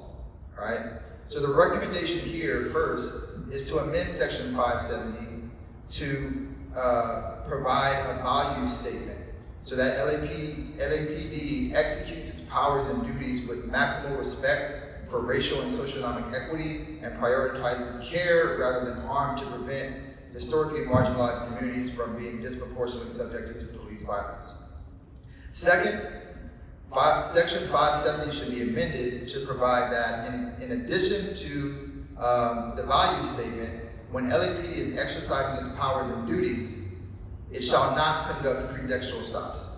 Specifically, the commission should specify that officers shall not stop or detain the operator of a motor vehicle based on an equipment violation or a non-moving, i.e. an administrative violation. These are very petty things, and they don't actually lead toward better traffic safety outcomes. And then third, we'd also like to request that the commission move forward with a recommendation to require the Inspector General to annually audit racial profiling and uses of force by LAPD using disaggregated data by race and geography. The OIG the prior OIG, prior to Matthew, had a history of doing these, but it happens very sporadically, okay? So the OIG under section 573 of the charter has the power to conduct audits. In 2020, the OIG audited LAPD stops. In 2022, it audited non-categorical uses of force. Since then, nothing else has occurred. So the recommendation here is to amend the charter to require annual audits by the Inspector General, both for racial profiling and uses of force. Next slide, please. Next slide. So we'd like to discuss a little bit about the police commission. So a few issues exist with the police commission. In terms of representation, commissioners include people who are former police, but not people who are survivors of police violence or the family members of those whose loved ones were stolen by the police. No members represent community or community organizers or community organizations. There is no meaningful input by community for commission. Perfect case in point is Errol Southers. There is no vetting process for commissioners, or there's no public application, there's no resume, it's simply a bio that is submitted to City Council after the recommendation is made by the mayor. And commissioners are all appointed by the mayor. There is no open application process. There are huge issues with accessibility within the police commission. Some of those include the fact that police commission meetings occur in police headquarters. Families and organizers should not have to enter into police headquarters where they're surrounded by police and they are walking into, it shows that there's clearly no separation between the police commission that's supposed to be the oversight and the police when it's in their headquarters. Additionally, it causes trauma for families to have to walk into that building and be surrounded by police. These meetings are held at 9:30 on Tuesdays in downtown. That is an inaccessible time and place for these meetings. People are limited to a few minutes to discuss issues at the beginning of the meeting, much like happens at city council meetings. Unfortunately, at the top of the meeting is when all the public comment is given. That means people later, the commissioners and other reports and presentations are given, and the public has no chance to be able to insert themselves and give any additional feedback once they hear information and they hear the discussion. Public comment is limited to 45 minutes. For further context, the public comment limit is 3 minutes per person. That means that only 15 people might be able to give public comment on any given day. When police commission is supposed to represent the people, it is not accessible, it is not acceptable for them to only hear from 15 members of the public and for them purport that they represent the public. People are frequently kicked out of meetings, they are threatened with arrest, or they have been arrested at police commission meetings. Brutalization has occurred at these meetings, all for minor incidences. Next slide, please. Our solutions are rooted in section 571, which talks about the structure of the Board of Police Commissioners. Some of our amendments include the fact that the Board of Commissioners needs to reflect the city's diversity, similar to LA City's Independent Redistricting Commission, or this commission, right? So we need to account for things like racial, ethnic, sex, gender, sexual orientation, age, profession, and geographic diversity. Additionally, amend to provide that the commission shall include people who have been impacted by police violence, whose loved ones have been stolen by police violence. An additional recommendation around 571 is that the commission meeting shall be scheduled and held in a manner that maximizes access and public participation, including making accommodations to meaningfully account for language access, the convenience of meeting locations, dates and times, providing sufficient public notice, and providing meaningful time for public comment after the discussion has already been made, and making sure that these meetings are accessible to families, including children who are present. Next slide, please. All right. So the third category of recommendations relate to First Amendment rights. All right. So this is probably an issue that you're familiar with. We all saw this past summer during the ICE raids. We had landmark protests in the city of Los Angeles, No King's protests. We had vigils, and communities tried to get together to express their First Amendment rights. In response, there are numerous reports and numerous lived experiences of everyday people, Angelenos, coming from across all walks of life, acting in solidarity, but being brutalized by law enforcement. Whether it was people being beat with batons, as someone mentioned earlier, people being hit with pepper spray, rubber bullets, tased, numerous types of uses of force, and all of these acts of force are to silence people, to prevent them from exercising their constitutional right to free speech, to freedom of assembly, and then also freedom to document and record law enforcement for the things that they do while they're on duty, right? And this is not something that's new. This is just the tip of the iceberg, what we saw this summer, but it's rooted in a long history of LAPD brutalizing Angelenos and infringing upon First Amendment freedoms that we're all supposed to have. So, for example, it goes all the way back in the day to the Watts Uprising. And in addition to that, Trayvon Martin in 2013, there was protests then, and police were beating people up. And then in 2020, everybody remembers that because it's a little bit more current, when Black Lives Matter movement blew up and folks like Sheila and others were in the streets, we saw police brutality then, right? So what we saw most recently this summer with the ICE raids and the uses of force and police violence then is part and parcel of a long history, a long track record of LAPD violating people's First Amendment rights, right? So it's not just racial bias and police practices. It's not just failing to provide police commission meetings that are meaningful for all people, but it's also infringing upon people's constitutional rights to speak that when they make an effort to do so. All right. So, for example, I'll provide a couple of concrete examples. Sheila and BLM have been working with Waukesha Wilson, who was killed by LAPD. At a police commission meeting, her auntie, Sheila Hines, was a Muslim woman wearing a hijab.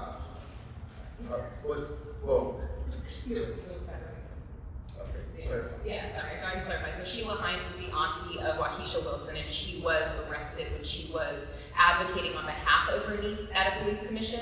Additionally, there was a Muslim woman who was there advocating on behalf of community and was in allyship and solidarity with Black organizers, and she was arrested, and while she was detained, her hijab was ripped off of her head in front of male officers. These are gross violations of people's First Amendment rights, not only when, which is absolutely necessary, but particularly in the context that we laid out, where that these are people who are daring to speak out about the very issues that are bringing us here today. Yes, thank you for that clarification. And I'll add, you may know Baba Akili, who's one of the leaders in Black Lives Matter. I've personally been at city council hearings where I saw him forcibly removed for expressing his First Amendment rights and just trying to speak his piece in public at a public hearing. So, next slide, please. So with this significant problem at hand, we just would like to offer up some recommendations for the commission to consider. So Section 574 provides the powers and duties of the police chief.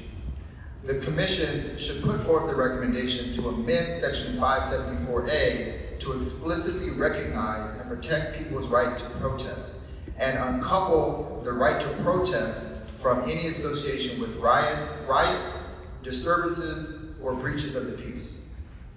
And then second, the commission should also amend Section 574 to ensure greater protection for First Amendment rights, including freedom of the press, freedom of assembly, and amend Section 574 to provide that the powers and duties of the chief include honoring the First Amendment and the public's and journalists' rights to record and document law enforcement activities. Next slide. In regards to transparency, there are quite a few problems that exist within the city, but specifically LAPD has a long history of defying public records requests in violation of state law, requiring a response within 24 days, often refusing to respond for months or even years. Oftentimes the only way to get around that is lawsuits.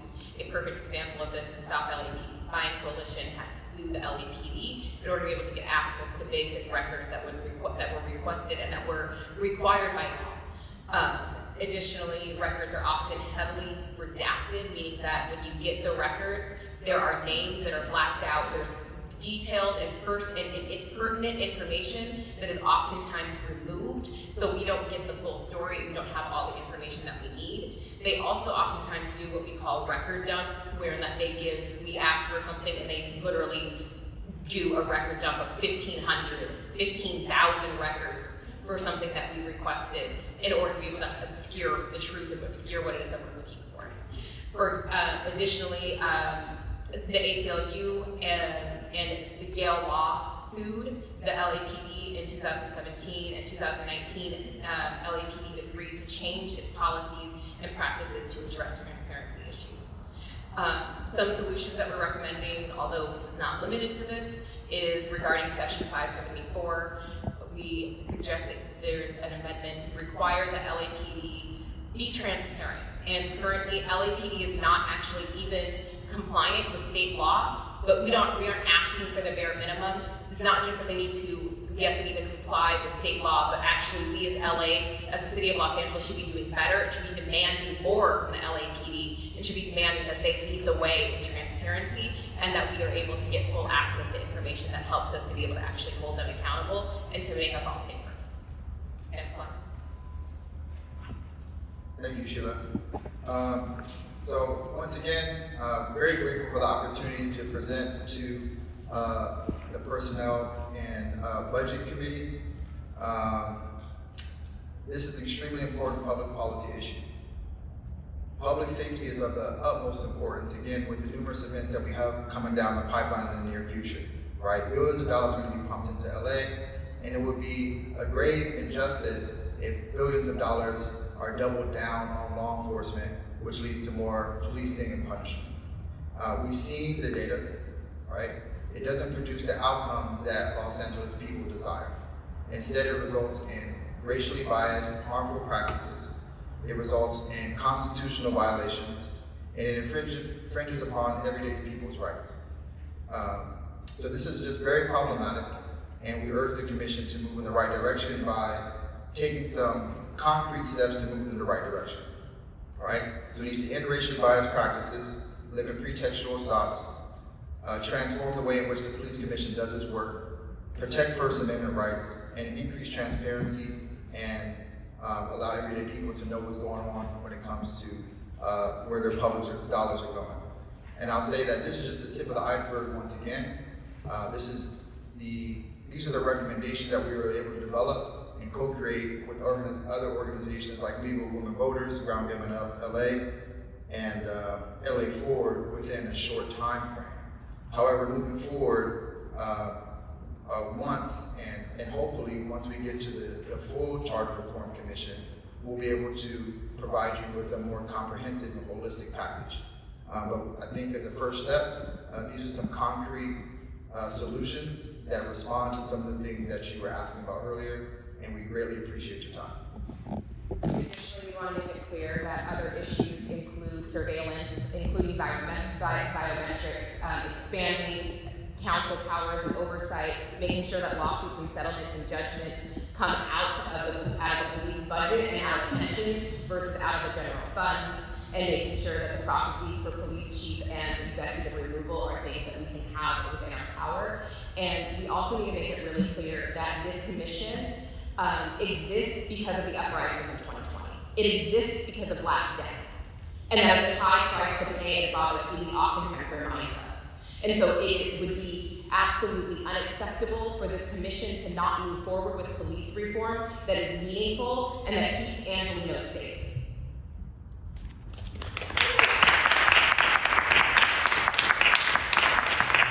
Thank you for your time. Honestly, I think thank you so much for even this presentation, the way that you made it out. It's so clear and just really easy to read, and it's obvious that you put a lot of work into looking at the charter and giving us really meaningful feedback and possibilities, recommendations. And so thank you for that. I'm going to open up to questions and see Commissioner Thomas, if you want to kick us off. I too really appreciate the data. I just find it hard to believe that you all present this kind of data and then the police present what they did. Are you so surprised? Well, I'm not. It's really appalling. Because this is about saving lives. You know, it's about saving lives, and I thank you all for waiting. I wish, we wanted to get, and that was the other thing too, is that a lot of the presentations that we've gotten, we can't duplicate with the full commission. We can't do it justice. I think this is important enough that I think we owe the community. We owe the community a full meeting on police reform with the full commission. So, I think we do. So, we said that at the last, in terms of People's Budget LA. So now we've had People's Budget LA, which dealt with what the community really wants to be funded and where they'd like to see cuts. And now we have this with the data that points out the fact that they are just not effective. And I think it's also important to mention that in the midst of all of this, I think Michelle Alexander's book, The New Jim Crow, says that 97% of all Black defendants plead guilty. Think about that. So whatever credit they're getting for arrests and convictions, it's based upon people being so afraid because of race, you'll get 2 years if you take a plea, you'll get 20 if you don't. And even their own defense attorneys saying, as a Black person, 9 times out of 10, they're gonna find you guilty. And this is the backdrop. So, then you have 50% of all exonerations are Black people. How can half of all exonerations be Black people? And we make up such a small number of the population. Something is wrong. And it needs to stop. So I thank you all for being courageous enough to do this work. I appreciate the work that you all do. It is undervalued. And one of the things that I said in coming in terms of, and I want to make this clear, we wanted a police reform meeting. Our executive director did not. And so I'm just asking to tell the truth. That's all I know to do. You know, when in doubt, tell the truth, right? And this has caused a tremendous problem for us. And I've said this over and over. Don't make decisions for us. You make the decision, and then we get the blame. I knew, and Commissioner Mack knows this. He knows this too. From the very onset that I sat in the seat, I have said, when are we going to hear from Black-led organizations? We are here because of the racism that was exposed in city council. That's why we have this special charter reform. And this commission was willing, not us, was willing to move forward without hearing from any Black people. I don't understand it. We talk about equity. We put forward one of the first things that we voted on was a motion to have equity in our committees. We voted for it. It was voted down. There is no scenario in the world that I would ever vote against diversity and equity. I don't care what it is. And so I'm saying this to say that I'm hoping for the commissioners who will hear about this and who will watch this, you have a chance to do it again. What you all have presented to us tonight is a do-over. So they have an opportunity to prove that they are for diversity and inclusion. And so you have provided us the data, you've provided us a great presentation. I mean, y'all make me proud to be Black. I'm just telling you. I've never been more proud. Because some people will be boring like the last folks. I'm just saying. So, again, thank you.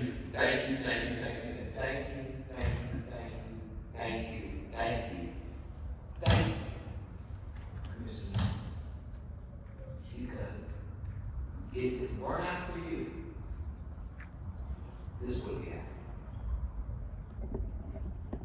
Just saying. Can the church say amen? It's the truth. If it were not. And so, again, I don't know if we have any more presentations. This is our last presentation. So any parting words that you want to share with us? I do have one question, if that's okay. I know I'm just working it out, you guys. I know I'm just absorbing all the information in your presentation, and I think something that I've been kind of wanting to explore more that I didn't see in this presentation, but I think because given enough time, this is only, like you said, the tip of the iceberg. I was curious of more looking into personnel around the Board of Rights. I'm curious if you guys have done research around that, and mainly looking at, I think in the past, it's been different makeup of who is on the board. So it's, I think in the past it was all civilian board, and then currently it's two, Yeah, so the Board of Rights is a very big problem. It's also something that should be addressed. If we're given the opportunity to present to the full commission, we'll definitely plan to provide some substantive content for y'all to work with and some concrete recommendations. But at a high level, the Board of Rights was reformed a few years ago to give officers an opportunity to pick civilians to be part of their review panels. There's numerous problems with the pool of applicants that are within that civilian pool that allows them to be on the Board of Rights. And the data generally show that the civilians within that panel tend to be more lenient on officers that have engaged in misconduct within law enforcement and management in terms of outcomes. So, because of that, there's numerous ways to go about it. One is to kind of tweak the composition of the panel, maybe go back to old model or something different. But it's probably better altogether to just get rid of the Board of Rights altogether because it's proven to be have limited efficacy and extremely problematic. And when we move forward and provide some more of a full discussion on this topic in the near future, we'll provide some concrete recommendations of what that might be able to look like. So increase accountability and oversight when it comes to law enforcement time. No, thank you for the clarification. I've been seeing it and I saw it in some of our materials for today from the other presenters, and so I definitely just had a question about that. And so looking forward to kind of seeing more of those recommendations. Any other questions? I have one more question. In terms of, because it seems to be the biggest problem, that one of the biggest problems is the role. It's the fact that elected officials have to constantly appease the police in terms of increasing their budgets, increasing the number of police, and you know, and want to get your opinion on this. I don't think that the police budget should be larger than poverty reduction programs. And a threshold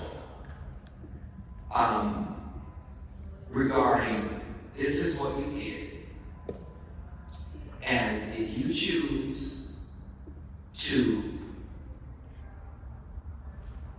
participate in misconduct, then it eats away at the budget that you get, and that increases should not just come at that, you know. There should be a cap on the amount of money that police departments get, and it should always, in my opinion, poverty reduction programs should rival whatever the police get, because what you've shown us in that pie chart, I mean, we've had we've had 2 fires, nature, and I can't really find it. And I think you said, what, 16%? 16%?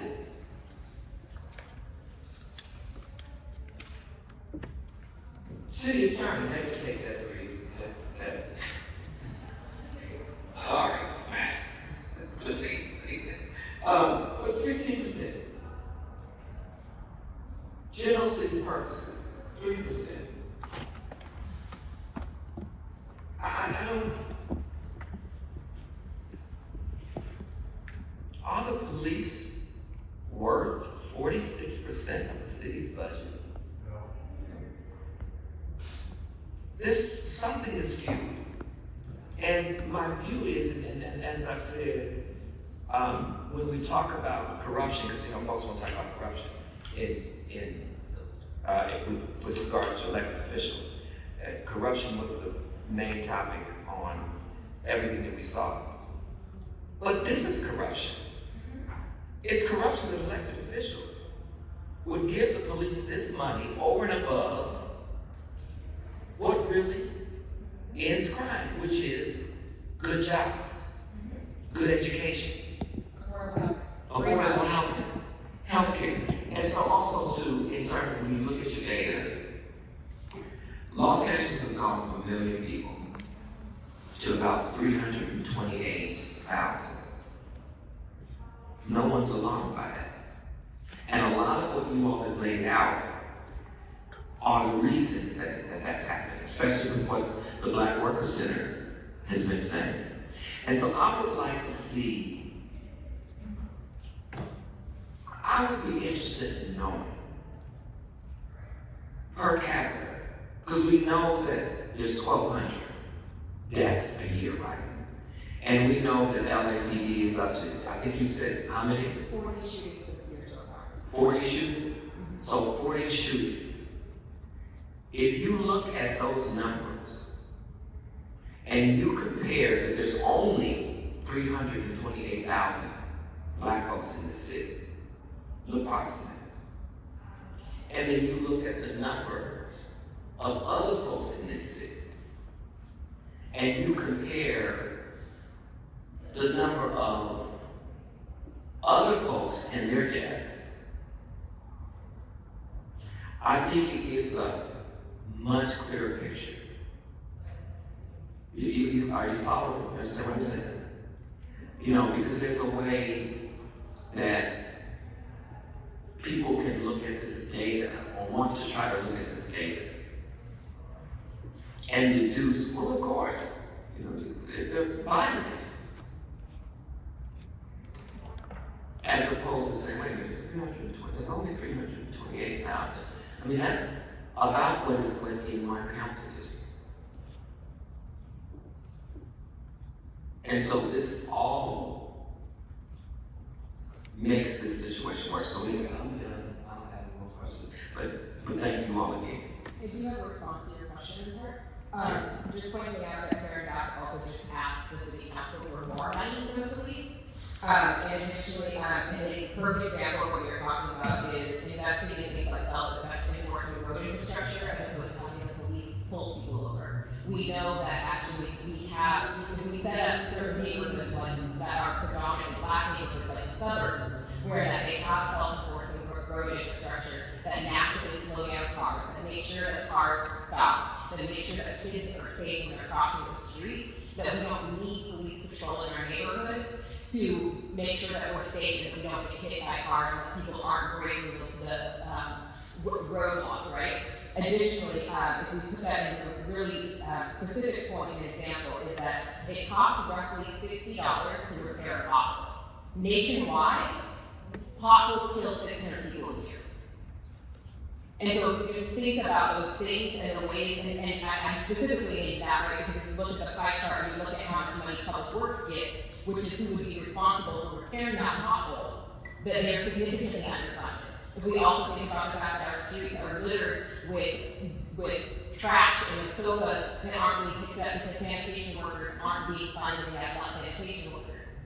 And so those are the sorts of things that actually keep our community safe and clean and allow us to be able to live safely and obviously police now. And to be honest, for an elected official, not doing anything about potholes will more quickly get you unelected than it will get you serving the interests of the police. And also prevents additional lawsuits. So those potholes that are not repaired also present lawsuits to the city that are additional costs to the city and additional lawsuits that many of us come out from immediate outcomes.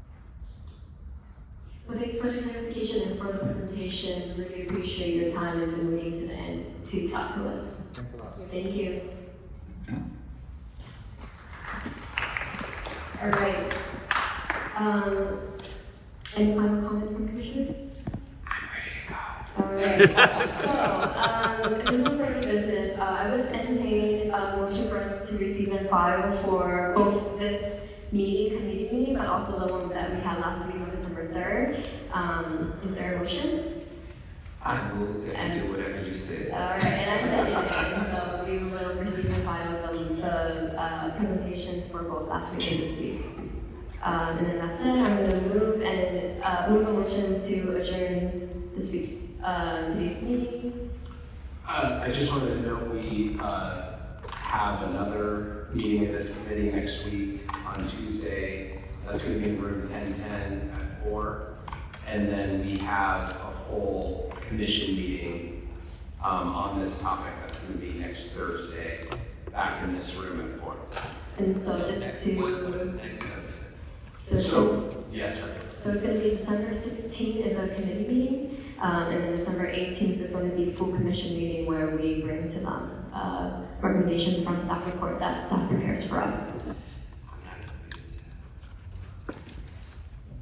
Okay, hold on. Okay, we're going to work with staff on that piece. If that is all, I'm going to move us to motion to adjourn today's meeting. Is there a second? Second. Okay, seeing no objections, we adjourn today at 7:46 p.m. Thank you all for staying and making it out.